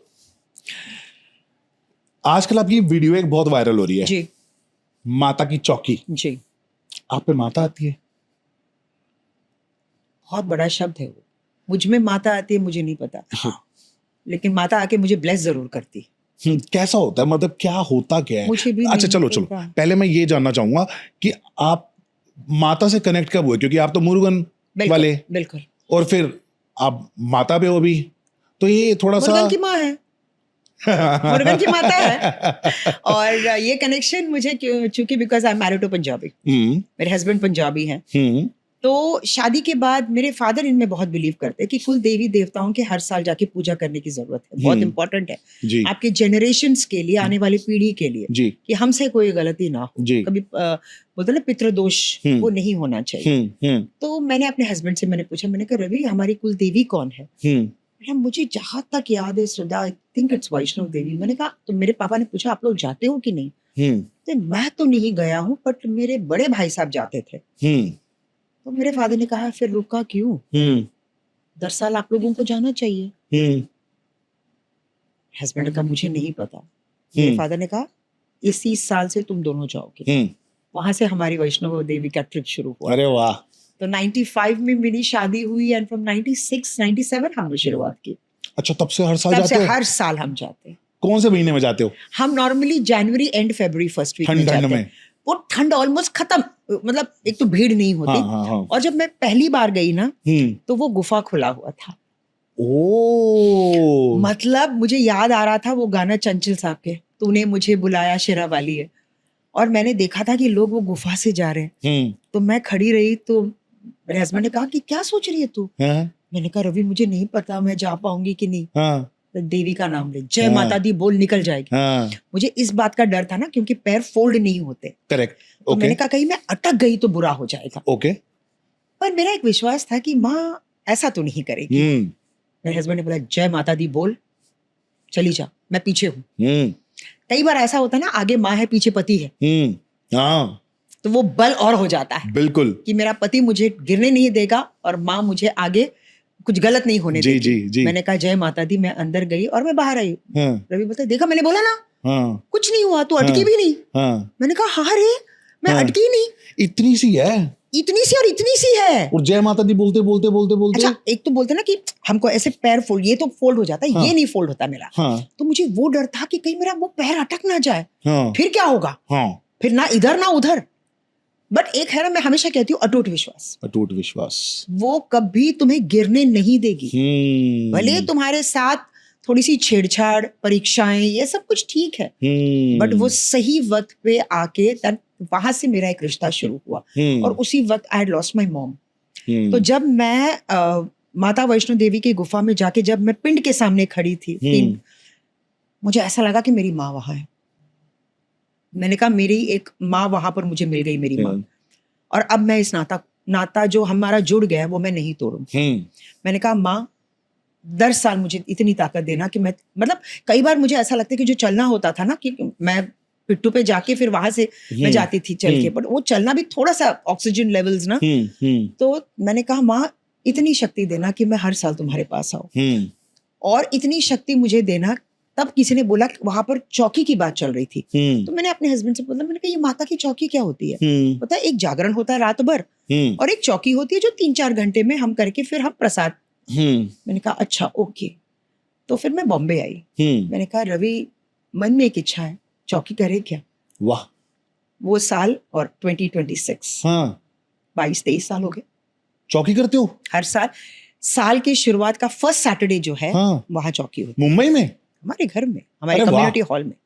और मतलब जैसे ही अक्टूबर महीना आता है ना, तो जितने हमारे रेगुलर आते हैं ना चौकी में, सुधा सैटरडे फर्स्ट वीक कंफर्म सब अपने डेट्स ब्लॉक कर साल में एक बारी, साल में एक बार, अच्छा। First Saturday of every year, first Saturday. अच्छा मैं अब आऊंगा फिर नेक्स्ट ईयर। 100% आप आओगे। मैं पर्सनली आके आपको इनवाइट करूंगी, और मैं चाहती हूँ कि आप आए। बिल्कुल बिल्कुल, क्योंकि मैं चाहती हूँ कि हर साल की शुरुआत माता रानी के आशीर्वाद बिल्कुल से। बिल्कुल बिल्कुल बिल्कुल। And people feel very blessed. तो ये साल तो पता नहीं एक एनर्जी, उस हाई लेवल एनर्जी की मतलब दस्तक हो गई बदन में। पता नहीं, मुझे नहीं पहले हुआ आपको ऐसे? होता था पर इतना नहीं हुआ। अच्छा इतना इस बार कुछ ज्यादा ही हो गया। ऐसे मेरे हस्बैंड विजय सब यही बोल रहे थे। मेरे पास काफी हीलर्स भी थे, मेरे फ्रेंड्स आए थे, तो उसकी जैसे लोग बोल रहे कि ओवर एक्टिंग थी, पता नहीं, बट सी आप हीलर्स और स्पिरिचुअली कनेक्टेड लोगों के सामने आप झूठ नहीं बोल सकते। मेरे बगल में एक पंडित जी थे जो जयपुर से है, जिन पे मतलब वो हमारे फैमिली मेंबर की तरह है, और मुझे ऐसे ऐसे परिस्थितियों से उन्होंने मुझे बाहर निकाला है। मेरे बगल में खड़े थे, वो बोल रहे थे सुधा ये एक अलग ऊर्जा थी तुम्हारे अंदर। और वही बोले कि मैं कितनी बार बोल रहा था शांत हो जा माँ, शांत हो जा माँ, वो सुनी नहीं रही थी, किसी चीज की प्यासी थी। तब मेरे हस्बैंड और विजय ने मेरे को कहा कि मैडम आपने तो 4.5 लीटर पानी पी है उस दिन 7, 7:30, 10 मिनट के अंदर। 4.5 लीटर पानी? मैं भीख मांग रही थी अब पानी के लिए। तो आपको अंदर कुछ उस वक्त महसूस हो रहा था? नहीं, मुझे नहीं समझ में आया एक इंसान 4.5 लीटर पानी एक टाइम पे कैसे पी सकता है। It is so difficult. मैं पूरे दिन में नहीं पी पाता। मैं वही बोली, मतलब रात को हम देखते 2 लीटर बॉटल भी नहीं हमने खत्म नहीं किया। तो इट इज नॉट, मतलब आई डोंट नो। उसके बाद मुझे बहुत प्यास भी लग रही थी और थकावट बहुत होने लगी थी। Okay, I was feeling very tired. Okay, मुझे ऑलमोस्ट 1-1.5 दिन तक तो वो एक थकावट थी, पर एक खुशी भी थी कि यू नो माता रानी ने मुझे चूज किया, और वहां जितने लोग थे सबको तो ब्लेसिंग्स मिल गए। कुछ लोग बोलते हैं जैसे कि trollers, haters, whatever do they comment है ना, वो ऐसा बोलते हैं कि माता जो कि बहुत ही पावरफुल है, या कोई भी भगवान आपके शरीर में आ जाए तो आपका शरीर फट जाता है। फट जाएगा, 100% फट जाता है। हाँ, तो आपने कैसे झेला तो उसको? हमने कब कहा कि माता रानी की फुल एनर्जी हम में आई है? हाँ, पॉइंट आयोटा आया होगा, आयोटा। और वो भी मैं ये बोलती हूँ कि वो एनर्जी नहीं, उनकी प्रेजेंस थी। इट्स नॉट द एनर्जी, वो प्रेजेंस आई थी, और उन्होंने मेरा शरीर चुना। दुनिया को, वहां जितने लोग थे ये देखने के लिए कि मैं इधर हूँ और मैं यहाँ आई हूँ इस शरीर के जरिए तुम्हें ब्लेस करने के लिए। मैं ये नहीं बोलती हूँ कि माता रानी मेरे अंदर आई थी, वो एक प्रेजेंस या एक ब्लेसिंग मैं बोलती हूँ। भगवान की एनर्जी किसी इंसान में आए, उसके शरीर के टुकड़े हो जाएंगे। और मैं उतनी ज्ञानी नहीं हूं, ना मैं तप करती हूँ, ना मेरा बदन मतलब वो इस एनर्जी को ले पाए, सवाल ही नहीं उठता। तो जो ट्रोल कर रहे हैं वो अलग बात है, पर मैं किसी के फेथ को या रिलीजन को मैं क्वेश्चन नहीं करती। ना वो मेरे लिए आंसरेबल है, ना मैं उनके लिए आंसरेबल हूँ। मैं यहाँ वैलिडेशन के लिए नहीं खड़ी हूँ। मुझे जो लगा, मैंने जो महसूस किया, मुझे उस बात की खुशी है। और मैं इस बात को मतलब ये जो लोग बोलते हैं कि आज 2026 में ऐसा होता है, अगर नहीं होता है तो सिद्धि विनायक मंडे रात को हमारे जेंजी बच्चे चल के जाते हैं, वो क्या है? 31 दिसंबर को जहां एक टाइम पे सिर्फ होटल्स फुल होते थे, आज मंदिर में खड़े रहने की जगह क्यों नहीं है? बिल्कुल। ये आस्था नहीं है तो फिर और क्या है? क्योंकि मैंने उस पारस को भी देखा और इस पारस को भी मैं देख रही हूँ, क्या परिवर्तन है। So happy. बहुत कृपा है, बहुत कृपा है। पता मुझको भी अभी जैसे अभी मैं एक फंक्शन पे गया था, एक इवेंट था जहाँ पे सिंगिंग और सब सारे आए हुए थे, सिंगर्स आए हुए थे बड़े बड़े, तिलक लगा के मैं पहली बार बाहर निकला। वैसे मुझे बाहर निकलना पसंद नहीं है, पर ऐसे इवेंट्स भी बुलाते तो मैं जाता नहीं हूँ, क्योंकि मुझे क्राउड नहीं पसंद। गुड वाइब में रहना चाहता हूँ और गुड वाइब मेरे आसपास घूमती रहे। थोड़ा थोड़ा निकलूँ तो थोड़े थोड़े लोगों को मेरी वो गुड वाइब मिलती चले, उनकी नेगेटिविटी ना आए मेरे पास। कुछ अच्छा सिखा सके तो सिखा दो, नेगेटिविटी मत दो, किसी की बिचिंग मत करो, कोई गाली मत दो, ये सब मत करो। अच्छा चीज है ना, तिलक लगा गया। अब जैसे कुछ लोग तो होते ही हैं, वैसे तो मुझे बहुत अच्छे अच्छे कमेंट्स आए, पर होता है ना कि 1000 में कोई 2 कमेंट भी अगर अजीब आ गए तो मन में चढ़ जाते हैं। तो मैंने मम्मी को बोला, मैंने कहा लोग बोल रहे हैं कि भाई देखो इसको काम को मिल नहीं रहा है, तो यही सब कर रहा है, भगवान का नाम ले रहे हैं, तो उसी में पैसा कमा रहा है। भाई को समझ में आ गया कि इसमें पैसा है। मम्मी ने मुझे बड़ी प्यारी एक कथा बताई, कह रही तुमने पॉडकास्ट में सुना भी दियो, ये बहुत जरूरी है कथा। मैंने कहा बताओ। तो बोलती हैं कि ना, एक मछुआरा होता है गांव में, वो अपनी ही झील की मछलियों को पकड़ता होता है। गरीब फैमिली होती है, जो मच्छी बेचता है, जो पैसे आते हैं उससे वो अपने बीवी और अपने बच्चों का पेट पालता है। अब एक समय ऐसा आया कि झील की मछलियां खत्म हो गई। अब वो परेशान कि मछलियां खत्म हो गई, मैं अपने बच्चों को और अपने बीवी को कैसे पालूं, खाना कैसे खिलाऊंगा, आज का खाना कैसे खाएंगे। तो उसके दूसरे साइड पे, एक दूसरे मोहल्ले के मान के चलो, एक राजा का झील था जो कि फुल भरा हुआ था, और वहां पे सैनिक खड़े रहते थे कि उस झील में से कोई कुछ नहीं लेगा। तो उस दिन बोलता है कि भाई पेट का मामला है और बीवी और बच्चों का मामला है, करना तो पड़ेगा। ये सैनिक इधर उधर होंगे ना तो मैं जाऊंगा लेने, कम से कम 4 मछली तो निकाल के, कुछ पैसा है तो खाना खाएं। तो वो देखता है कुछ सैनिक इधर उधर होते हैं, तो वो जाता है, फटाफट से जाता है, जाल डालता है। जैसे ही जाल डालता है, मछली खींचता है मछलियां, इतना में देखता है सैनिक और राजा आ रहा है, बग्गी में आ रहा है। वो फटाफट क्या करता है, वो मछलियां सारी छोड़ देता है, जाल बांधता है, एक फेंक देता है साइड पे, और अपना ऊपर का कपड़ा उतार के धोती में ही रहता है, और वहां की जो गीली मिट्टी होती है ना, रज, वो अपने शरीर पे लगा लेता है, अपने माथे पे लगा लेता है, और ऐसे करके बैठ जाता है। ओह अच्छा। ऐसे बैठ जाता है। वो राजा आता है, वो देखता है कि कोई बहुत बड़े महासंत बैठे हैं झील के पास। तो वो मत्था टेकता है राजा, उनको कोई डिस्टर्ब नहीं करता, आंख बंद है ना, तो उनकी साधना क्यों खराब करेगा। एक पोटली होती है सोने के सिक्कों की, वो वहां रख के चला जाता है। अच्छा। और सैनिक को भी बोल देता है यहां से हट जाओ, महाराज जी को आराम से करने दो। जब वो देखता है सब लोग चले गए, वो आंख खोलता है डर के मारे कि देखूं कोई है तो नहीं। देखता कोई नहीं है, नीचे देखता है, पोटली बड़ी है सिक्कों से भरी हुई, सोने के सिक्कों से भरी हुई। तो ना बहुत तेज से रोने लगता है उसको देख के, बहुत तेज से रोता है। भगवान को बोलता है कि मैंने तो अभी सिर्फ आपके नाम का नाटक किया था, तो ये हाल है। मैं अगर आपका नाम लेना शुरू करूंगा तो क्या होगा। तब से उसने मछलियां पकड़ना छोड़ दी, भगवान का नाम जाप करना शुरू कर दिया, और इतना बड़ा संत बन गया। बोलते हैं ना, भक्ति में शक्ति है। भगवान का झूठा नाम में भी बहुत शक्ति है, भगवान तो भी आपको पकड़ लेते हैं। बट इंटेंशंस गलत नहीं थे ना, इंटेंशंस गलत नहीं। सी बात वो होती, बिल्कुल। सी बॉटम लाइन इस कहानी की यही है, भले ही उसने झूठा नाटक किया होगा, पर उसका इंटेंशन बहुत शुद्ध है। इंटेंशन अच्छा था, क्योंकि परिवार और बच्चे, परिवार का सवाल था, तो छल कपट नहीं है, इसीलिए उसको वो फल मिला। वाह। तो मैं अपनी स्टोरी पे आ गया, हम आपके उस पे थे, कथा पे। जब अच्छा, अब आपने वहां पे जब आपके अंदर ऐसा प्रवेश हुआ एनर्जी का, तब जितने वहां लोग थे आपने उनको कुछ सॉल्व किया या आशीर्वाद दिया, नहीं क्या नहीं, मुझे किया कुछ नहीं पता, कुछ नहीं, मुझे कुछ भी नहीं मालूम अच्छा क्या हुआ, किधर हुआ। वो 10 मिनट तो जब थोड़ी सी शांत हुई तब मैंने देखा कि लोग मतलब इर्द गिर्द थे, मतलब मुझे कुछ समझ में नहीं आया, but I was to tired. मैं हम्म बहुत थक गई थी। हम्म कहते हैं ना, उस एनर्जी को या उस ब्लेसिंग को भी लेना एक आम इंसान के बॉडी में वो ताकत नहीं है। तब हमको लगता है कि ये शरीर कितना कमजोर है, बिल्कुल जिसपे हम इतना गर्व करते हैं, दिन भर इसी के लिए हम मेहनत करते हैं, खूबसूरत दिखे, ये करे, कुछ नहीं। मतलब मेरे हाथ पैर नहीं हिल रहे थे, मैं ऐसे ही बैठी थी, like a lump of flesh, ऐसे ही बैठी थी मैं।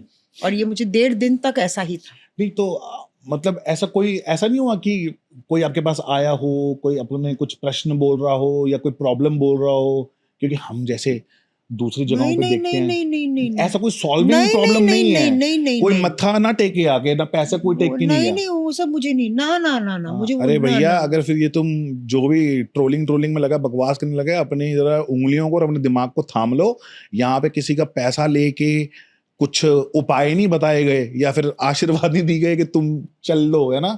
ये तो बस आपके अंदर एक एनर्जी आई, आपने वैसा कुछ नहीं, किया, आई डोंट थिंक सो। नहीं नहीं नहीं नहीं, बस। मुझे तो नहीं नहीं, कुछ ऐसा कुछ भी मैंने तो नहीं देखा।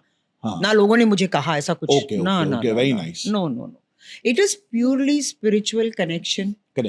और एक होता ना, जैसे हम जब पहली बार जोत जलाते हैं तो वैसे ही आंसू गिरने लगते हैं कि माता रानी का आगमन हो गया।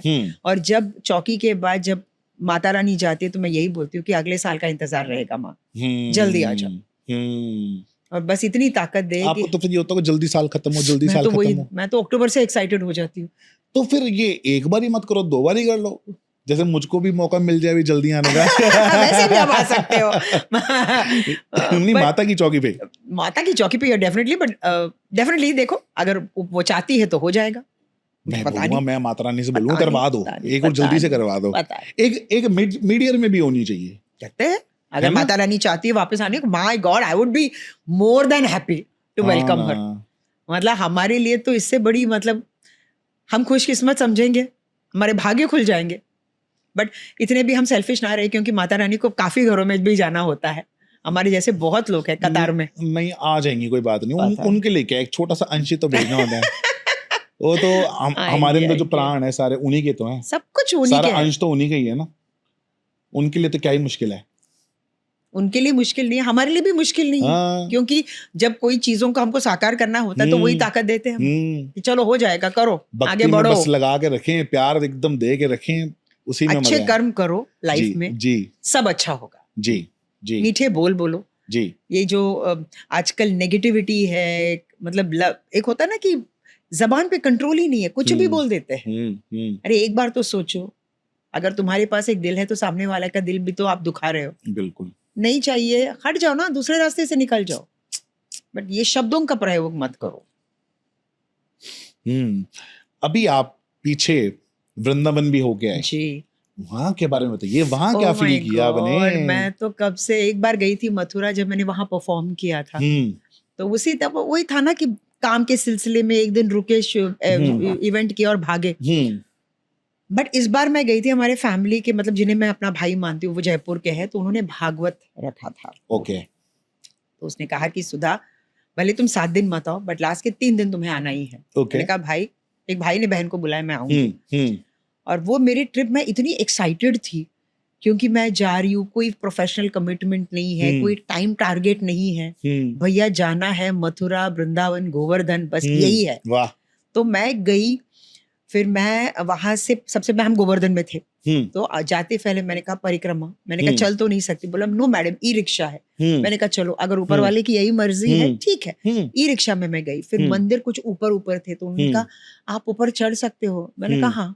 मैंने कहा वो ले लेगा, बुला लेगा। सारे मैं ऊपर तक चली। फिर मुझे बोला कि यहाँ कृष्ण के वो पैर है, यहाँ सिंदूर है, यहाँ पर वो पत्थर पे राधा रानी के वो सिंदूर है, तो मैंने वो लगाया।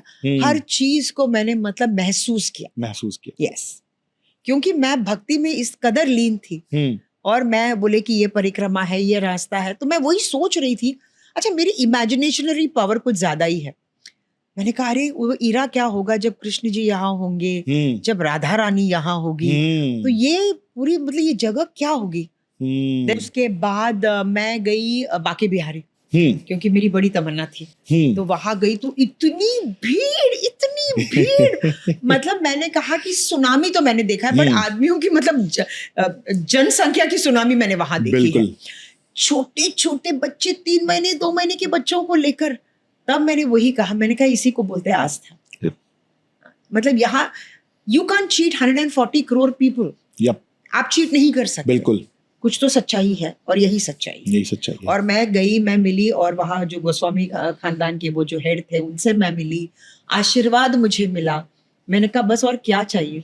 फिर मैं आई भागवत में, तो वहाँ के जो भागवत पढ़ रहे थे ना वो, तो मेरे भाई ने कहा सुधा एक डांस करना।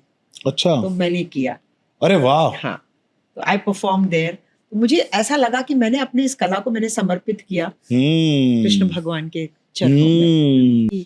और बाकी बिहारी में प्रॉब्लम ये है कि मैं उतरी कहाँ, और मैं कुछ 2-3 किलोमीटर चली, गली गली गली गली गली। तो मैंने कहा ये कौन सी गली है? तो मेरे हस्बैंड बोलते तेरे को देखना था ना, देख कृष्ण भगवान कहते गली गली घूम के मेरे तक आ। तो I mean it was such a beautiful, जो चीजें आप सोचते हो ना वो चीजें वहां होती है। तो मैंने वही कहा, मैंने कहा राधा रानी मतलब ये क्या रिश्ता है मैं नहीं जानती, बट जो भी रिश्ता है वो सबसे खूबसूरत रिश्ता है, जिसमें ये सिखाया जाता है कि प्यार का मतलब ये नहीं है कि उसको पकड़ के रखो। प्यार का मतलब वो होता है जिसे छोड़ दो। This is the biggest lesson I learned there. और मुझे वहां जाते ही मतलब मैंने ये नमस्कार मैं भूल ही गई। Radhe Radhe Radhe Radhe, oh my God. और सबके चेहरे पर जो एक अलग ही एक चमक है फेस पे, maybe it's a blessing जी। और वहां मैंने लोगों को देखा जो साष्टांग दंडवत करके कर रहे थे। मैंने कहा इसको परिक्रमा में छोटे बच्चे, तो वो देख के मुझे ऐसा लगा कि चलो यार इस देश में आने वाली पीढ़ी इस चीज को मानने लगे है, तो ये हमारे लिए बहुत जरूरी है। तो आज ये मैं गर्व से कह सकती हूँ कि सनातन धर्म जिसे मिटाने की लोग कोशिश कर रहे हैं वो कभी मिट नहीं सकता, कभी नहीं मिट सकता। लाख कोशिश करें, जितनी कोशिशें करेंगे ये और ज्यादा ताकतवर बनकर और उभरता रहेगा। और ये रोज हम देख रहे हैं, क्योंकि दुश्मन लोग, जैसे कि आपने अभी अंदर क्या कहा था, दुश्मन लोग ज्यादा हमारे अपने हैं, हमारे ही अपने हैं। और आई डोंट नो कि मतलब हिंदू धर्म से या सनातनी धर्म से लोगों को क्या प्रॉब्लम है। सच्चाई है ना उसमें। आप कब तक भागोगे सच्चाई से? कलयुग है। कब तक? रात को आप दिन भर आप बाहर हो, आप काम में व्यस्त हो, रात को सोने से पहले वो जो 10 मिनट है नींद आने से पहले, वो तो आप अपने आप से बात करते हो ना। वहां तो आप झूठ नहीं बोल सकते। और जो कहते हैं कि हम सनातनी धर्म को नहीं मानते, वो रात को सोने से पहले ये करके क्यों सोते हैं, वो क्या है? और जो लोग सबसे ज्यादा किसी भी धर्म के खिलाफ बात करते हैं, मेरा यही मानना है, एक फॉलोवर से ज्यादा नॉन फॉलोवर भगवान का नाम ज्यादा लेते हैं, जिसे हम एथिस्ट कहते हैं। पर देखा जाए वो एथिस्ट ही नहीं है। हमसे ज्यादा तो वही भगवान का नाम लेते हैं, क्योंकि भगवान की बुराई करते करते वो 100 बार ज्यादा भगवान का नाम लेते हैं। बिल्कुल, उनका चिंतन ज्यादा रहता है ना, दिन भर वो उसी के बारे में सोचते हैं। हम तो फिर भी काम करके बीच में हम बोलते हैं भगवान हम मतलब कोई रुकावट ना आए। हाँ। तब हम काम भी करते हैं। ये दिन भर भगवान को गाली दे के पता चला दिन भर ये भगवान का ही नाम रट रहे हैं। तो फिर गाली कहाँ? दिन भर तो आप उन्हीं के मतलब सोच रहे हो उन्हीं के बारे में। एक ऐसी कथा भी थी ना, बड़ी फेमस हुई थी वो कथा कि दो आदमी होते हैं। एक आदमी रोज शिवलिंग पे जल चढ़ाने जाता है, और एक बंदा है कि रोज आके शिवलिंग पे पत्थर मारता है, जो कि उसका शायद काम नहीं हुआ, क्योंकि शायद महादेव ने उसके परिवार में से उसके प्यार करने वाले को उठा लिया। तो जब वो जल चढ़ाता था तो फिर वो आगे पत्थर मारने लगा। अब एक बंदा है जो कि जा रहा है, रोज जल चढ़ाने जा रहा है, अब देख रहे हैं कि आज बहुत मूसलाधार बारिश हो रही है।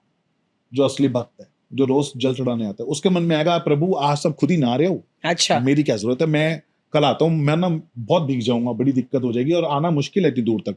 लेकिन वो पत्थर मारने वाला वो आता है उस दिन, वो नफरत करके भी जाता, क्या मैं बारिश हो कुछ भी हो, मैं जाऊंगा उसको पत्थर मारने। उसने किया कैसे मेरे साथ ऐसे, भगवान उस पे रीझ गए वही तो मैं बोल रही कि हूँ। तू पक्का है, मुझे यही पसंद है भाई कि तू भले तुम पक्का गाली है। दे रहे हो, हम्म भले तुम पत्थर मार रहे हो, पर रोज मुझसे मिलने तो आ रहे मिलने हो। तो आ रहा है, पक्का तो है, अपने Exactly. अपने निश्चित निश्चित कर इरादे, रखा तूने, इरादे अपने पक्के कर रखे। मतलब बुलंद है और मजबूत है। या एग्जैक्टली। तो बहुत जरूरी है कि चाहे झूठा ही सही, नाम तो लेना है, रोज नाम जप करना चाहिए रोज, जो महाराज जी बोलते हैं, प्रेमानंद महाराज जी बोलते हैं। आई नो, मेरा एक ही रिग्रेट है कि मैं वहां तक गई और मैं उनसे नहीं मिल पाई। कोई बात नहीं, अभी मिलाना जल्दी से उनसे। मैं जरूर जाऊंगी जी जी, मैं मिलूंगी उनसे। कहते हैं कि संतों के दर्शन मात्र से ही आपकी जिंदगी बदल जाती है। और अगर उनका स्पर्श हो जाए तो क्या ही बात। वैसे तो रोज मैं उनके मतलब जितने भी उनके होता ना, मैं वही बोल रही थी, मैं जब तुमसे डिस्कस कर रही थी, मैंने कहा कई बार कुछ प्रश्न आते हैं हमारे लाइफ में जिसका जवाब हम ढूंढते हैं। तो सवेरे 6:30 से 7:30 बजे मैं 6 बजे उठ जाती, 5:30-6 उठ जाती हूँ। तो 6:30 से 7:30 मैं अपने बेडरूम में बैठ के इनके प्रवचन में सुनती हूँ। और कई बार ऐसा लगता है कि यार रात को जो सवाल मैं पूछ रही थी उसका जवाब तो मुझे मिल गया है। तो जब मैं उनके वीडियोस के जरिए मुझे इनका जवाब मिल रहा है, तो जब मैं पर्सनली उनसे मिलूंगी तो डेफिनेटली मेरी जिंदगी में बहुत परिवर्तन होगा। ऐसी हुआ था मेरे साथ भी। अच्छा। जिस दिन मैंने कंठी ली ना और ये तिलक लगाना शुरू किया, तो रात को मैं सोचूं कि तिलक तो मैं लगा लेता हूं, पर मैं लोगों को बताऊं क्या तिलक के बारे में। एक तो है कि मेरा विश्वास है, मेरी माँ ने बोला कंठी ले ले, मेरे गुरु ने मेरे माथे पे तिलक लगा दिया और मैंने उसे एक्सेप्ट कर लिया बिना कोई क्वेश्चन के। पर लोग तो मुझसे क्वेश्चन करेंगे ये क्यों।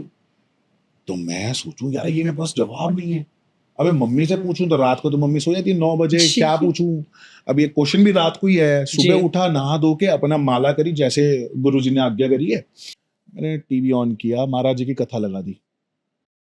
जवाब मिला। मैं आपको जवाब बताता हूँ, इतना प्यारा कथा बताई ना। मैंने बोला मतलब क्या लीला है ये, कल रात को ही सोचा था, अभी तक आंसर नहीं मिल रहा, ये मिली है। करेक्ट। तो क्या हुआ कि एक वृंदावन में एक चोर पहुंच जाता है जो कि चोरी करता होता है और उसने लोगों की शायद हत्या भी करी होती है। वो देखता है कि एक एस्ट्रोलॉजर किसी को बड़ा ही प्रेडिक्शंस कर रहा है, किसी के साथ ये होगा वो होगा। तो वो भी कहता है मैं भी जाके जरा इससे पूछता हूँ मेरे साथ क्या होगा, मैं भी मजे लूं जाके इससे। उसने मजे के तौर पे जाके पूछा कि मेरा बताओ मेरे साथ क्या होगा। उसने शक्ल देखी एस्ट्रोलॉजर ने, उसने बोला भाई कल तेरी मृत्यु हो जाएगी लेकिन तू सीधा वैकुंठ जाएगा। अच्छा। वो हंसने लगता है, कहता है चला जा, मारूंगा यहीं पे, मर जाऊंगा कल और स्वर्ग जाऊंगा। कितनी हत्या करी है मैंने, देखो जानता है। वृंदावन जो आया हूं ना, छुपने आया हूं मैं और चोरियां करता हूं, मैं चोर हूं। तू मुझे कह रहा है कि मैं वैकुंठ जाऊंगा, पागल हो गया तू, चल निकल यहां से, एस्ट्रोलॉजी छोड़ दे अपनी। वो कहता प्रभु मुझे तो यही दिखा। वो भी चला गया, ये चले गए। अब अगले दिन ये वाकई में चोरी करने आ गए, किसी की चोरी कर रहा था, कुछ छोटा मोटा सामान ही। तो देखता है सामने ना 2 बैल लड़ रहे होते हैं, बहुत भयंकर लड़ रहे होते हैं सींगों से एक दूसरे से। तो एक बैल भागता है इस साइड, तो दूसरा बैल भागता हुआ आ रहा होता है, इसको देखता है, इसके पेट में सींग मार देता है। ओह। और ये तो सीधा मर जाता है उसी वक्त ही। अब ये पहुंच जाता है सीधा वैकुंठ। भगवान से बोलता है ये क्या, कल एस्ट्रोलॉजर ने बोला ये बात तो मैंने मानी, मर गया, वैकुंठ कैसे आ गया मैं तो चोर हूं, मैं तो हत्याएं करी हैं। भगवान कहते हैं भाई जाना तो तेरे को नरक ही था, लेकिन वो जो बैल तेरे आगे सींग मारा ना, वो तेरे आने से पहले ना वृंदावन की रज में अपनी सींग ऐसे ऐसे कर रहा था, उसके सींग में मिट्टी लगी हुई थी वृंदावन तो वो तेरे अंदर जो आ गई ना, तू ना चाह के भी तेरे को यहाँ लाना पड़ गया भाई। क्या बात। तो ये है इसकी महिमा, यही आंसर है। वृंदावन की रज। एग्जैक्टली। ये है वृंदावन की रज।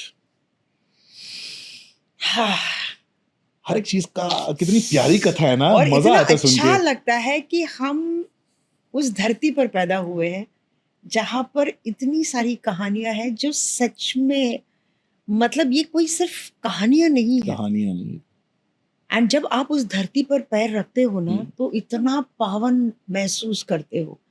जब मैं जा रही थी मैं वही सोचती, मैंने कहा कृष्ण भगवान यही खड़े हुए होंगे, राधा रानी से यही बात की होगी। मतलब एक होता है कि चूंकि हम फिल्म इंडस्ट्री से है तो वो एक आर्टिस्टिक व्यू भी हो जाता है हाँ, कि यहाँ बैठ के इन्होंने मतलब रास खेली होगी, हाँ, तो रात को क्या होता होगा। जैसे हाँ। बोलते हैं कि निधि वन में जितने भी मतलब वहां पर पेड़ है वो सारी गोपियां हैं। गोपियां बन जाती है। मैंने वही कहा, मैंने कहा ये नजारा क्या होगा। और वहां पर ये भी बोलते हैं ना, मतलब रात को जब पूरा सेट करके रखते हैं, अगले दिन पूरा वो हाँ, मतलब जैसे कृष्ण हाँ, भगवान आके, हम्म। मतलब ये क्या है जो लीला। वहां की जो धरती है हम्म, वो बंजर है, मतलब देखा जाए तो सूखी हुई है। हाँ हाँ, उसपे हरे हरे उस पेड़ पे है, हरे हरे तुलसी के पेड़। और वो जो आपने बताई जो जगह, वो वैसे ही है कि रात को उनके लिए उनका श्रृंगार, हाँ उनके खान पान, हाँ मीठा पान, ये सब कुछ हाँ रख देते हैं। तो सुबह वो खाया हुआ होता है, भोग लगा हुआ होता है, कपड़े थोड़े से इधर उधर हुए होते हैं, तो वो रात ले जाते। तो बेसिकली वो बोलते हैं निधि वन में श्री हरिदास जी महाराज ने, जो कि मैं उनके परिकर का जी ही जी हूँ, जी लंबा तिलक उन्हीं का ही है, जी जी। तो उन्होंने अपने संगीत से उन्होंने तानसेन को म्यूजिक सिखाया था। अच्छा, तो उन्होंने अपने संगीत से राधा रानी और बिहारी जी को प्रकट करते थे, वो रोज उनके साथ लीला करते थे रोज। लेकिन उन्होंने बोला अभी लोगों के लिए भी आप दिखें, तो बिहारी जी जो आप मंदिर गए थे वो स्वरूप में एक श्री विग्रह के स्वरूप में दोनों आए थे, दोनों एक विग्रह में हैं। तो अब आप बिहारी जी अब नेक्स्ट टाइम जाओगे तो देखना लेफ्ट हैंड साइड में राधा रानी उनकी चोटी होती है, राइट हैंड साइड में ठाकुर जी हैं जो कि ऐसे बांसुरी लेके खड़े हैं, ओके है ना। तो वो बिहारी जी बने। अच्छा, इस बार कंसंट्रेट करूंगी जब तो जाऊंगी। उन्होंने प्रकट किया और वो म्यूजिक से प्रकट हुए। अच्छा, तो वही उनकी लीलाओं का, रास का निधि वन में ध्यान रखते थे, क्योंकि श्री हरिदास जी महाराज राधा रानी की एक सखी थी ललिता जू सखी, जो कि वृंदावन, बरसाना और नंदगांव की मेन हेड होती थी। उनसे ठाकुर जी भी डरते थे, उनसे अच्छा। परमिशन लेके राधा रानी से मिलने जाना होता था। राधा रानी की मतलब वो थी बॉस टाइप की, मतलब मैं बताऊंगी क्या करना है, मास जैसे होती है वैसे सखी, सबसे बड़ी सखी। तो उनका स्वरूप आया था श्री हरिदास जी महाराज। उन्होंने अपने प्रेम से इन दोनों की लीलाओं को प्रकट किया और फिर बिहारी जी को प्रकट किया और हमको दिया। और बिहारी जी हैं कितने से, इतने से तो हाँ एग्जैक्टली, लेकिन जब देखो तो 6 फुट के लगते हैं। क्या लगते हैं। लीलाएं तो ऐसी ऐसी हैं इनकी कि क्या ही बताएं। बट चलो हम तो लकी है कि हम उस धरती पर है जहाँ पर ये सारी चीजें हुई। जी जी बिल्कुल, you know you feel so blessed. और जब आप ऐसी जगह पर जाकर आते हो ना तो ऐसा लगता है कि एक नई ऊर्जा आ गई हमारे में। जी, मतलब जिंदगी बहुत सिंपल लगने लगता है। बिल्कुल। जिस बोझ से हम जाते हैं हम वहां उतार के ऐसे आते हैं कि बहुत ऐसा लगता है यार कपड़े निकाल दिया, हल्का लग रहा है, चलो यार बहुत लाइट फील करके अब आ रहे हैं। मेरे पॉडकास्ट पे एक भाई ने बात बताई थी, उन्होंने बोला था कि जब हम भगवान के चरणों में अपना सर रखते हैं ना, तो जितनी हमारी टेंशन, एंजाइटी, डिप्रेशन है, सब निकल जाता है। ठाकुर जी अपने चरणों से दबा देते हैं उसको और बोलते हैं तू जा, लेकिन वापस उसको याद मत करियो, मुझको याद करियो, मैं देख लूंगा। यही तो मैंने कहा ना, अनकंडीशनल सरेंडर होता है उसमें, जिसमें ना शक की कोई गुंजाइश नहीं, सवालों की कोई गुंजाइश नहीं। मेरे फादर हमेशा बोलते थे इम्प्लिसिट फेथ, एक बार भरोसा कर लिया, सवाल कभी मत करना। बिल्कुल। और कभी डाउट नहीं करना, कभी शक नहीं करना। सवाल कर सकते हैं, डाउट नहीं करना, शक कभी मत करना। सवाल भी जो तुम्हारे हक का है वो सवाल, बिल्कुल। कंपटीशन की वजह से मत पूछना, किसी को नीचा दिखाने के लिए या किसी को नीचा दिखा के तुम चढ़ो, ये कभी मत करना। बिल्कुल। बिकॉज गॉड नोज तुम्हारे लिए जो है वो तुम्हारे लिए ही है और वो तुम्हारे पास जरूर आएगा। बिल्कुल। थोड़ा सा थोड़े पेशेंट रहो। बिल्कुल। आजकल प्रॉब्लम ये है कि सबको जल्दी चाहिए। आएगा, मैं हमेशा बोलती हूँ अपना टाइम आएगा। बिल्कुल। अच्छा, और मैंने जैसे आपको अपने बचपन में देखा था सीरियल्स में और अभी देख रहा हूँ, ये एजिंग आपने रोक रखी है क्या? बुढ़ी हो गई मैं, और क्या? नहीं लग रहे ना बुढ़े। नहीं लग रही हूँ, अलग बात मतलब वैसे ही लगते हो जैसे आप आज से 20 साल पहले दिखते थे। तभी मैं 40 किलो की थी, अब मैं 70 किलो की हो गई हूँ। नहीं पता नहीं चल रहा। नहीं। चलो ये भी तो मतलब they say ना, older the wine tastier it gets. I think it's my family lineage, क्योंकि मेरे फादर भी ऐसे ही थे, मतलब काफी यंग लगते थे। देन ऑल्सो एक होती है कि पारिवारिक तौर पे जब आप खुश रहते हो बहुत फर्क पड़ता है। तो इसका राज खुशी है। खुशी है, सही पार्टनर है लाइफ में, तो वो भी अब ऊपर वाला ही चुन के देता है। मैं हमेशा वही बोलती हूँ, तू कहाँ फर्रुखाबाद का, मैं कहाँ बॉम्बे की, तू फर्रुखाबाद से यहाँ आके एक फिल्म ऐसी बनी जो कभी नहीं बनी पर हमारी जिंदगी की कहानी बन गई। वो फिल्म तो जहां मैं उसको मिली थी वो फिल्म तो बनी नहीं। So he was a producer? He was an associate director. Oh. He's from direction department. तो वही था कि मैंने कहा वो फिल्म तो नहीं बनी भाई, अपनी जिंदगी की फिल्म तो बन गई। तो वो बोलता है देखो सुपर हिट भी है बॉस। फिल्म तो बन गई है ना, हमारी फिल्म बन गई, वो फिल्म नहीं बनी। अच्छा, आपके हस्बैंड का क्या वो था रिएक्शन जब ऐसी एनर्जी आई अंदर? शांत रहता है वो, ऐसा सीरीन बंदा मैंने कभी लाइफ में नहीं देखा। Really? Very strong, very calm, very composed. अगर मैं 100 वर्ड्स बोलती हूँ तो उसका एक शब्द हाँ निकलता है। बट वो इतना स्ट्रॉन्ग, इतना ग्राउंडेड, इतना इमोशनली स्ट्रॉन्ग है, और वो कभी मेरे बारे में या मेरे जिंदगी में, मतलब मेरी लाइफ में कोई खरोंच तक आए ना, वो बर्दाश्त नहीं करता। गुड ओवर हस्बैंड, प्रोटेक्टिव है, गुड हस्बैंड, ओवर प्रोटेक्टिव। मतलब मैं बोलती हूँ कि फादर मदर के जाने के बाद उनकी कमी हमेशा महसूस होती है, पर उसकी पूरी कोशिश है कि मेरे फादर और मदर दोनों की जगह वो वाओ ले तो नहीं पाएगा बट भरपाई तो डेफिनेटली करेगा। वाओ, बहुत और सुंदर। लोग क्रिटिसाइज करे, कुछ भी बोले, मतलब तुम ये क्यों कर रही हो, उसकी डिसीजन है ना, वो करेगी, आपके पास तो नहीं आई थी ना, तो क्यों। एंड इवन जब मैं इंडस्ट्री में, अरे यार उसने ऐसा बोला, उसने ऐसा बोला, हर बात सुन लेता है। बोलता है क्यों बेटा, तेरे पास क्या दिमाग नहीं है क्या, जबान नहीं है क्या, बोलती क्यों नहीं है। बस वो बोलने भर की दे रही थी। अब मेरे को बोलता है अब बहुत ज्यादा बोल रही है, अब थोड़ा सा कंट्रोल में आ जा।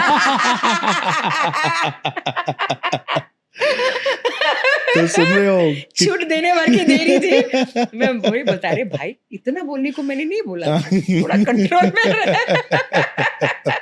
घर में मेरी माँ नहीं अलाउ करती थी, बहुत स्ट्रिक्ट थी। क्या कि ज्यादा नहीं बोलना? बिल्कुल नहीं बोलना, ज्यादा नहीं बोलना, नहीं बिल्कुल भी नहीं बोलना। And for everything it's a thank you, excuse me, if you don't mind. And फिर मैं कॉन्वेंट स्कूल में थी तो और वो एक डिसिप्लिन, तो ऊंचे आवाज में कभी नहीं बोलना, ज्यादा जोर से नहीं हंसना, ओके, ज्यादा किसी से बोलना नहीं, बातचीत कम करना। सेट पे जाती हो तो सिर्फ अपने काम करो, वापस आओ। तो मेरे फ्रेंड्स बोलते थे कि तेरी माँ ने ना जैसे घोड़े को भेजते ना ऐसे, अच्छा, तुम ऐसी जाती हो और ऐसी आती हो। हैं? मैं बहुत ही अंडर कॉन्फिडेंट बच्ची थी। जहाँ 4 लड़के दिख गए मैं वो रोड क्रॉस नहीं करती थी डर के मारे। ओह, हाँ, बिकॉज मैं कभी, और सिंगल चाइल्ड, तो इंटरेक्शन कैसे होता है ये सब मैं नहीं जानती थी। मी, माय फादर, माय मदर, यही हमारी दुनिया थी। स्कूल, डांस, बस, extra curricular activities, play, sports कुछ नहीं था। तो ज्यादातर मैं घर के अंदर ही थी। बट शादी करने के बाद एक साउथ इंडियन फैमिली से एक पंजाबी फैमिली में, जहां मेरे हस्बैंड ने बोला तेरे को पूरी छूट है, कर ले जो जी ले अपनी जिंदगी बेटा, बस फिर क्या, फिर तो मुड़ के नहीं देखा। बट राइट डायरेक्शन में हमने यूज किया उसको। ऐसा नहीं कि आजादी मिल गई तो, बिकॉज मैं बहुत क्लियर हूँ, 9 to 9 मैं काम करती हूँ, 9 AM to 9 PM, 9 PM to 9 AM is my house, फिर वहां काम नहीं आएगा। बिल्कुल। तो सेट पे आपसे लोग डरते थे? डर तो है, पता नहीं क्यों, पता नहीं क्यों, मैं भी नहीं समझ पाती। मतलब पहले जब जाती हूँ तो सब सुधा जी आइए, सुधा जी आइए, बट एक आधा दिन काम करने के बाद, अरे कैसी हो, अच्छा, मतलब अरे ये तो हमारी जैसी है। मैंने कहा हमारी जैसी, मतलब मैं तो तुम्हारी जैसी हूँ। बट वो एक मे बी कैरेक्टर जो मैं कर रही हूँ, या एक पीछे से वो होता है यार सीनियर है थोड़ी ना, हो सकता है आप डिफरेंट लोगों से मिलते हो तो हर किसी का एक एटीट्यूड होता है, हो सकता है उस वजह से डर हो। जिस टाइम जोरों शोरों से टीवी शुरू हुआ था ना, उस टाइम पे आप उस टाइम पे एक बहुत बड़े विलन थे, तो लोग डरते ही थे आपसे। मैं भी डरता था, टीवी में देखता था, डर जाता था मैं, क्योंकि एक म्यूजिक भी तो आपका वैसे ही आता था ना कुछ। हाँ, जैसे गब्बर सिंह का एक शोले में बैकग्राउंड था, वैसे कहीं किसी रोज में दिखाते वैसे पहले म्यूजिक बजता था फिर मेरी एंट्री होती थी। वही तो वो मन में एक बैठ जाता है। जैसे कि मेरे भी बचपन से मन में था, आज मैं जब मिला आपसे तो मुझे पता चला कि आप तो कितने ही प्यारे हो, वरना मैं तो सोच रहा था कि आज मुझे बड़े डिसेंटली क्वेश्चन पूछने पड़ेंगे। तो आपके साथ ये वैसे कभी हुआ है क्या? हर बार हो रहा है। मतलब मुझे याद है, मैं मंदसौर परफॉर्म करने गई थी। हाँ। तो मैं, नितिन मुकेश जी, हम सब थे। तो तभी कई किसी रोज, मतलब एपिटोम ऑफ कई किसी रोज, हाँ। मतलब 11 o'clock स्लॉट में इट वाज ब्रेकिंग रिकॉर्ड्स। तो मैं गई तो एक औरत आई और उसने ऐसे किया, ऐसे खींच लिया। मैंने कहा माँ दर्द हो रहा है, मतलब मेरे को देखना है कि किस चमड़ी की बनी हो तुम।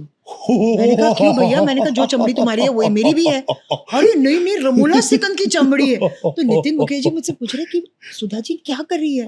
मैंने कहा इफेक्ट ऑफ टेलीविजन, और कुछ नहीं है।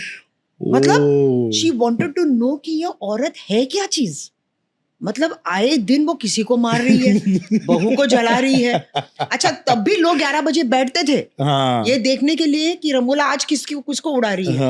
मैं वही बोलती थी सेट पे, मैंने कहा सर आज किसकी पर्ची कटी है सर, कि आज किसको रिवॉल्वर लेके मुझे मारना है फिल्म सिटी में। बट वो एक दौर था, मतलब एक नेगेटिव कैरेक्टर को भी, वो भी जहां पर पॉजिटिव कैरेक्टर्स को इतना ज्यादा इंपॉर्टेंस दिया। बट उस वक्त मैंने रियलाइज किया कि राम रावण, कृष्ण कंस, सी एंटागोनिस्ट स्ट्रॉन्ग है तभी तो प्रोटोगनिस्ट राइज करता है। बिल्कुल। और हमने कभी ये नहीं बोला है कि evil takes over good, good over evil ही हमेशा विजय है। बट एक गुड को एनहांस करने के लिए नेगेटिव का स्ट्रॉन्ग होना बहुत जरूरी है। एक रावण का टेरर था, तभी तो राम जी सीता मैया को वहां से लेकर आए। बिल्कुल। एक कंस, कृष्ण भगवान तभी तो अवतारित हुए कि इस कंस को तोड़ना है। सो ये चीजें सुनने में तब मैंने रियलाइज किया। मैंने कहा राम रावण, RR, कृष्ण कंस, के। मैंने कहा इवन वो जो वर्ड्स है ना वो भी मिलते थे। हर राम के सामने रावण, कृष्ण के सामने कंस। तो के की जोड़ी थी और RR की जोड़ी थी। तो ये भी कुछ मैं कुछ ऐसे अपनी कैलकुलेशंस करती हूँ। अच्छा है, मैं ऐसे ही कैलकुलेट करती हूँ। बहुत अच्छा है। वही तो मैं बोल रही हूँ। मतलब मैंने कहा राम के सामने कोई और भी हो सकता था, रावण क्यों, R से ही क्यों? कृष्ण के सामने कोई और भी हो सकता, के से क्यों, कंस? तो मैं अपने, मतलब मुझे ये सब चीजें सोचने में बहुत, मतलब मैं अपने आप में इसमें बहुत खुश रहती हूँ। ये सुपर नेचुरल कि मरने के बाद आदमी जाता किधर है, किधर जाता है, क्यों जाता है, ये लोग ऊपर क्या करते होंगे, या ऊपर ये भगवान का जो लोक है वो क्या है। जैसे आज मैं पढ़ रही थी कि कितने लोक है, कि महाविष्णु के नाभि से जो मतलब एक लोटस निकला था, वहां से सबसे पहला लोक है ब्रह्मलोक। फिर कितने लोक होते हैं, फिर नीचे पाताल लोक क्या है, वहां क्या है, फिर सर्प लोक है। मतलब मैंने कहा इतने लोग हैं, तो इतने सारे लोग यहाँ रहते हैं, उनका जीवन कैसा होगा। तो ये मैं विजुअलाइज करती हूँ कि 7 लोग हैं टोटल, है ना? नहीं, उससे भी ज्यादा है। मैं सुन रही थी उससे ज्यादा है, तो कहीं ज्यादा, लेकिन जो सीमित में है वो 7 लोग बोले जाते हैं। हाँ, हम चौथे लोग में हैं। हम चौथे में हैं, जहाँ पे सुख दुख है, दोनों है। उसके नीचे तो और भी नीचे सिर्फ दुख ही दुख है, ऊपर सिर्फ सुख ही सुख है। सुख वालों को दुख नहीं पता क्या होता है और दुख वालों को सुख नहीं पता क्या होता है। तो इसलिए हम जो बीच में हैं, हम सब देखते हैं। तो हमको भगवान ने एक चीज का दिया हुआ है कि अगर हम मनुष्य योनि में आए हैं तो हमारे पास ये शक्ति है कि हम भगवान का भजन कर सकते हैं और उससे हम सुख या दुख की प्राप्ति कर सकते हैं। दुखी करने वाला किसी को काम करेंगे तो पाताल लोक में जाएंगे, नीचे धरती में जाएंगे, कीड़े मकोड़े, सांप, ये सब वो सब। और अच्छे बनेंगे तो ऊपर, जहाँ से खुशियां हैं। इवन जो सुसाइड करते हैं उनके लिए भी उनके लिए कोई वो नहीं है, कोई गति नहीं है लोगों की, पाताल लोक की। मम्मी ने मुझको बताया था विष्णु की नाभि में से निकले कमल का फूल, कमल के फूल में से निकले ब्रह्मदेव। ब्रह्मदेव जैसे ही निकले तो विष्णु भगवान तो बहुत बड़े थे, क्योंकि छोटे से कमल के ऊपर छोटे से ब्रह्मदेव आए होंगे। तो उन्होंने जैसे ही देखा राइट लेफ्ट ऊपर नीचे पीछे, तो उनके 5 सर हो गए, क्योंकि उन्हें कुछ नहीं दिखा, बिल्कुल अंधेरा। वो वापस फूल के अंदर चले गए और कई सालों तक जाते ही चले गए। अच्छा। क्योंकि उनको पता नहीं था कि करना क्या है। तो उनको आवाज आई कि तुम तप करो, ध्यान करो, ध्यान करो, तप करो। तो उनको आवाज आती है, वो वापस से कई सालों उनको लग जाते हैं वापस आने में कमल के फूल तक। जैसे ही कमल के फूल तक आते हैं तब तक वो बूढ़े हो जाते हैं।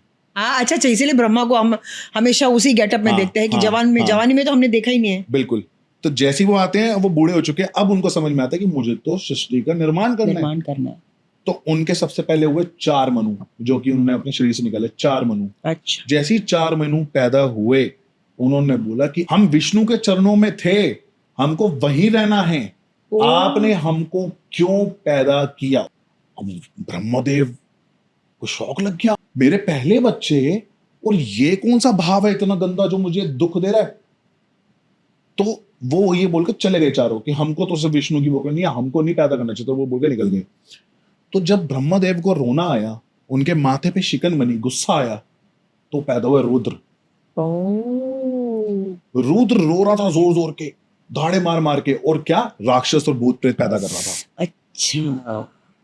तो उनको बोला ब्रह्मदेव और विष्णु भगवान ने कि तुम रुको, तप करो, तप करो, तप करो। तो जब उन्होंने तप करना शुरू किया तो वो एक स्तंभ के रूप में प्रकट हो गए और वो बने शिव। अच्छा। ध्यान करके बने शिव। ओह। क्योंकि सबकी सीमा है ना, पहले विष्णु भगवान ने ध्यान किया तो विष्णु बने, ब्रह्मदेव ने ध्यान किया तो वो ब्रह्मदेव बने, रुद्र ने ध्यान किया तो वो शिव बने। तो तीनों एक ही शक्ति है, बोलते हैं ना, ब्रह्मा विष्णु महेश एक ही शक्ति है, एक से ही सब कुछ है। अब शायद कुछ महादेव के भक्त शायद इस बात बुरा मान जाए कि अरे ब्रह्मदेव के माथे से रुद्र कैसे निकल आए। वो रुद्र निकले थे, लेकिन रुद्र ने जब ध्यान किया तो वो परम शक्ति बन गए, वो शक्ति बन गए। तो इस तरीके से था। और बाकी फिर सबसे पहले धरती पे राक्षस और भूत प्रेत आए थे। अच्छा। हाँ, वो कुल देवी देवता थे पहले के। फिर ब्रह्मदेव ने अपने हाथ, नाक, मुंह, सारे शरीर से कुल देवी देवता प्रकट करे। अच्छा। जैसे कि मैं हूं कश्यप गोत्र का, मैं भारद्वाज गोत्र का। हाँ, तो आपके भारद्वाज हो गए, भारद्वाज, exactly. मेरे कश्यप हो Yes. गए। वैसे तो हम सब पृथ्वी पे जितने भी लोग हैं, चाहे अमेरिका हो, चाहे कोई भी हो, कुछ भी हो, सब ब्रह्मदेव के कुल के क्रिएटर्स। फिर ब्रह्मदेव को जब वो स्तंभ के रूप में प्रकट हो गए थे, तब तो आपको कथा पता ही होगी, जब ब्रह्मदेव ने बोला कि ये कौन है, देखते हैं कौन है, तो उन्होंने झूठ बोला कि ये कुछ नहीं है। फिर शिव जी प्रकट हुए तो उनको 5वीं सर काट दिया था, 4 बचे। तो आज उनके पास 4 सर हमें जो दिखते हैं, 5वां सर वो नहीं दिखता जो शिव जी ने काटा था। वो तो मैं बोलती हूँ ना, ये सब सुन के ऐसा लगता है कि काश हम उस दुनिया में चले जाएं, है ना। हाँ, उनके साथ रहे, उनके साथ रहे बस। हाँ, मतलब उनको देखते रहे, कृष्ण जी के साथ, राधा रानी के साथ, हाँ, शिव जी, पार्वती, हाँ, देवी, कार्तिक भगवान, गणपति, इनके, हाँ, साथ जाके हम अपनी जिंदगी शुरू कर ले। इसलिए मैं बोलती हूँ ना कि जब बुलावा आया तो चलो, चले जाते। मजा आ गया। हाँ, आज बहुत अच्छा भी लगा, है ना, ज्ञान मिला, ज्ञान बांटे, हम ज्ञान दिया हमने खूब सारा, बहुत अच्छा लगता है। आई थिंक ये बहुत जरूरी है कि आने वाली पीढ़ी को हमारी इन कहानियों के बारे में, मैं कहानी तो नहीं बोलूंगी, हमारे इस विश्वास के बारे में जानना बहुत जरूरी है। और आई एम सो हैप्पी पारस कि आपके इस पॉडकास्ट के जरिए हमारी जिंदगी के कुछ कहानियां सुना के, सुन के, हम इन चीजों से हम कैसे रिलेट करते हैं, because this is the need of the hour. Yes, see, हम कितना भी कहे कि साइंस ने बहुत तरक्की की, with due respect to science and technology, but वो आज तक ये नहीं खोज कर पाए कि वो भगवान कौन है। ये हमारा विश्वास है, ये आस्था है। बिल्कुल। और ये दिन ब दिन बढ़ता जा रहा है। बिल्कुल, बढ़ना भी चाहिए, बढ़ना ही चाहिए, और बढ़ रहा है। सी, खुशी की बात ये है कि आज हम सब ये रियलाइज कर रहे हैं कि हम सनातनी हैं, जो शायद एक पॉइंट ऑफ टाइम में, एक पीरियड ऑफ टाइम में हम ये इस बात को हम नजरअंदाज कर रहे थे। आज जब हम बाहर जाते हैं तब हमें ना, जैसे मुझे याद है जब हम इवन कुंकू लगा के जाते थे, तो स्कूल में जाते वक्त, बाहर जाते वक्त ना हम ऐसे करते थे, पर आज नहीं। आज गर्व से हम कुंकू भी लगाते हैं, हम माथे पे हमारा भस्म भी लगा के निकलते हैं, चंदन भी लगा के जाते हैं, क्योंकि हमें इसकी बात सोचकर भी हमें गर्व महसूस होता है कि हाँ, हम सनातनी।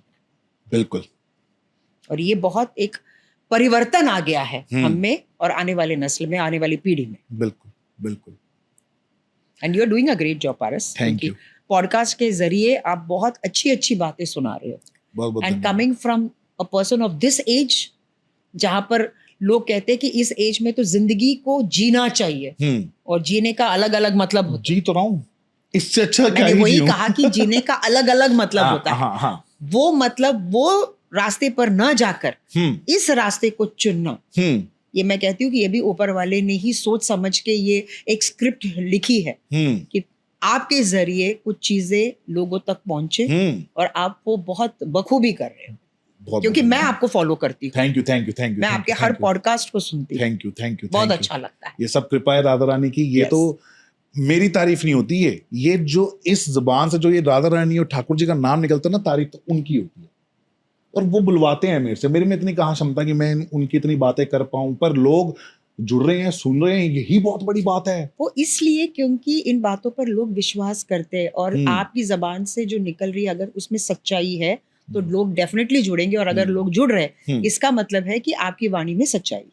बहुत बहुत धन्यवाद, बहुत बहुत धन्यवाद, बहुत ही अच्छा लगा। Thank you so much. आज का ये पॉडकास्ट और आज का ये सत्संग एक्चुअली ये सत्संग ये सत्संग ही है। बहुत ही मजा आया। सत्य वचन है ना, क्योंकि सत्य वचन, सत्य वचन है, इसलिए सत्संग है। और अच्छा लगता है जब दो लाइक माइंडेड लोग मिलते हैं एक ही प्लेटफॉर्म पे जी, तो बात करने में, समझने में और समझाने में बहुत, जैसे मैंने बहुत कुछ सीखा, हो सकता है मेरी कहानी से आपने कुछ सीखा होगा, लोगों ने सीखा होगा, तो ये एक प्रोसेस है। प्यार जग गया मुरुगन के लिए बहुत ज्यादा, बिल्कुल इतना ज्यादा मन हो रहा है कि मैं भी मुरुगन से मिल गया हूं। Yes, you must.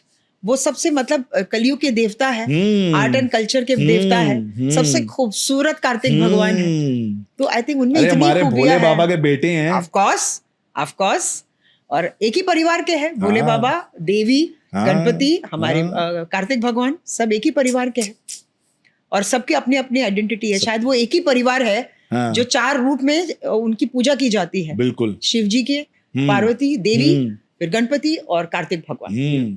वो परिवार बहुत ही ब्लेस्ड परिवार है, बिल्कुल, जिनके ब्लेसिंग्स हमें मिल रहा है। कहते हैं ना कि 108 जन्म तक शिव जी ने वेट किया ऐसा परिवार बनाने के लिए, और उस परिवार को हम हमारे कुल देवता मानते हैं, इससे बड़ी बात और क्या हो सकती है।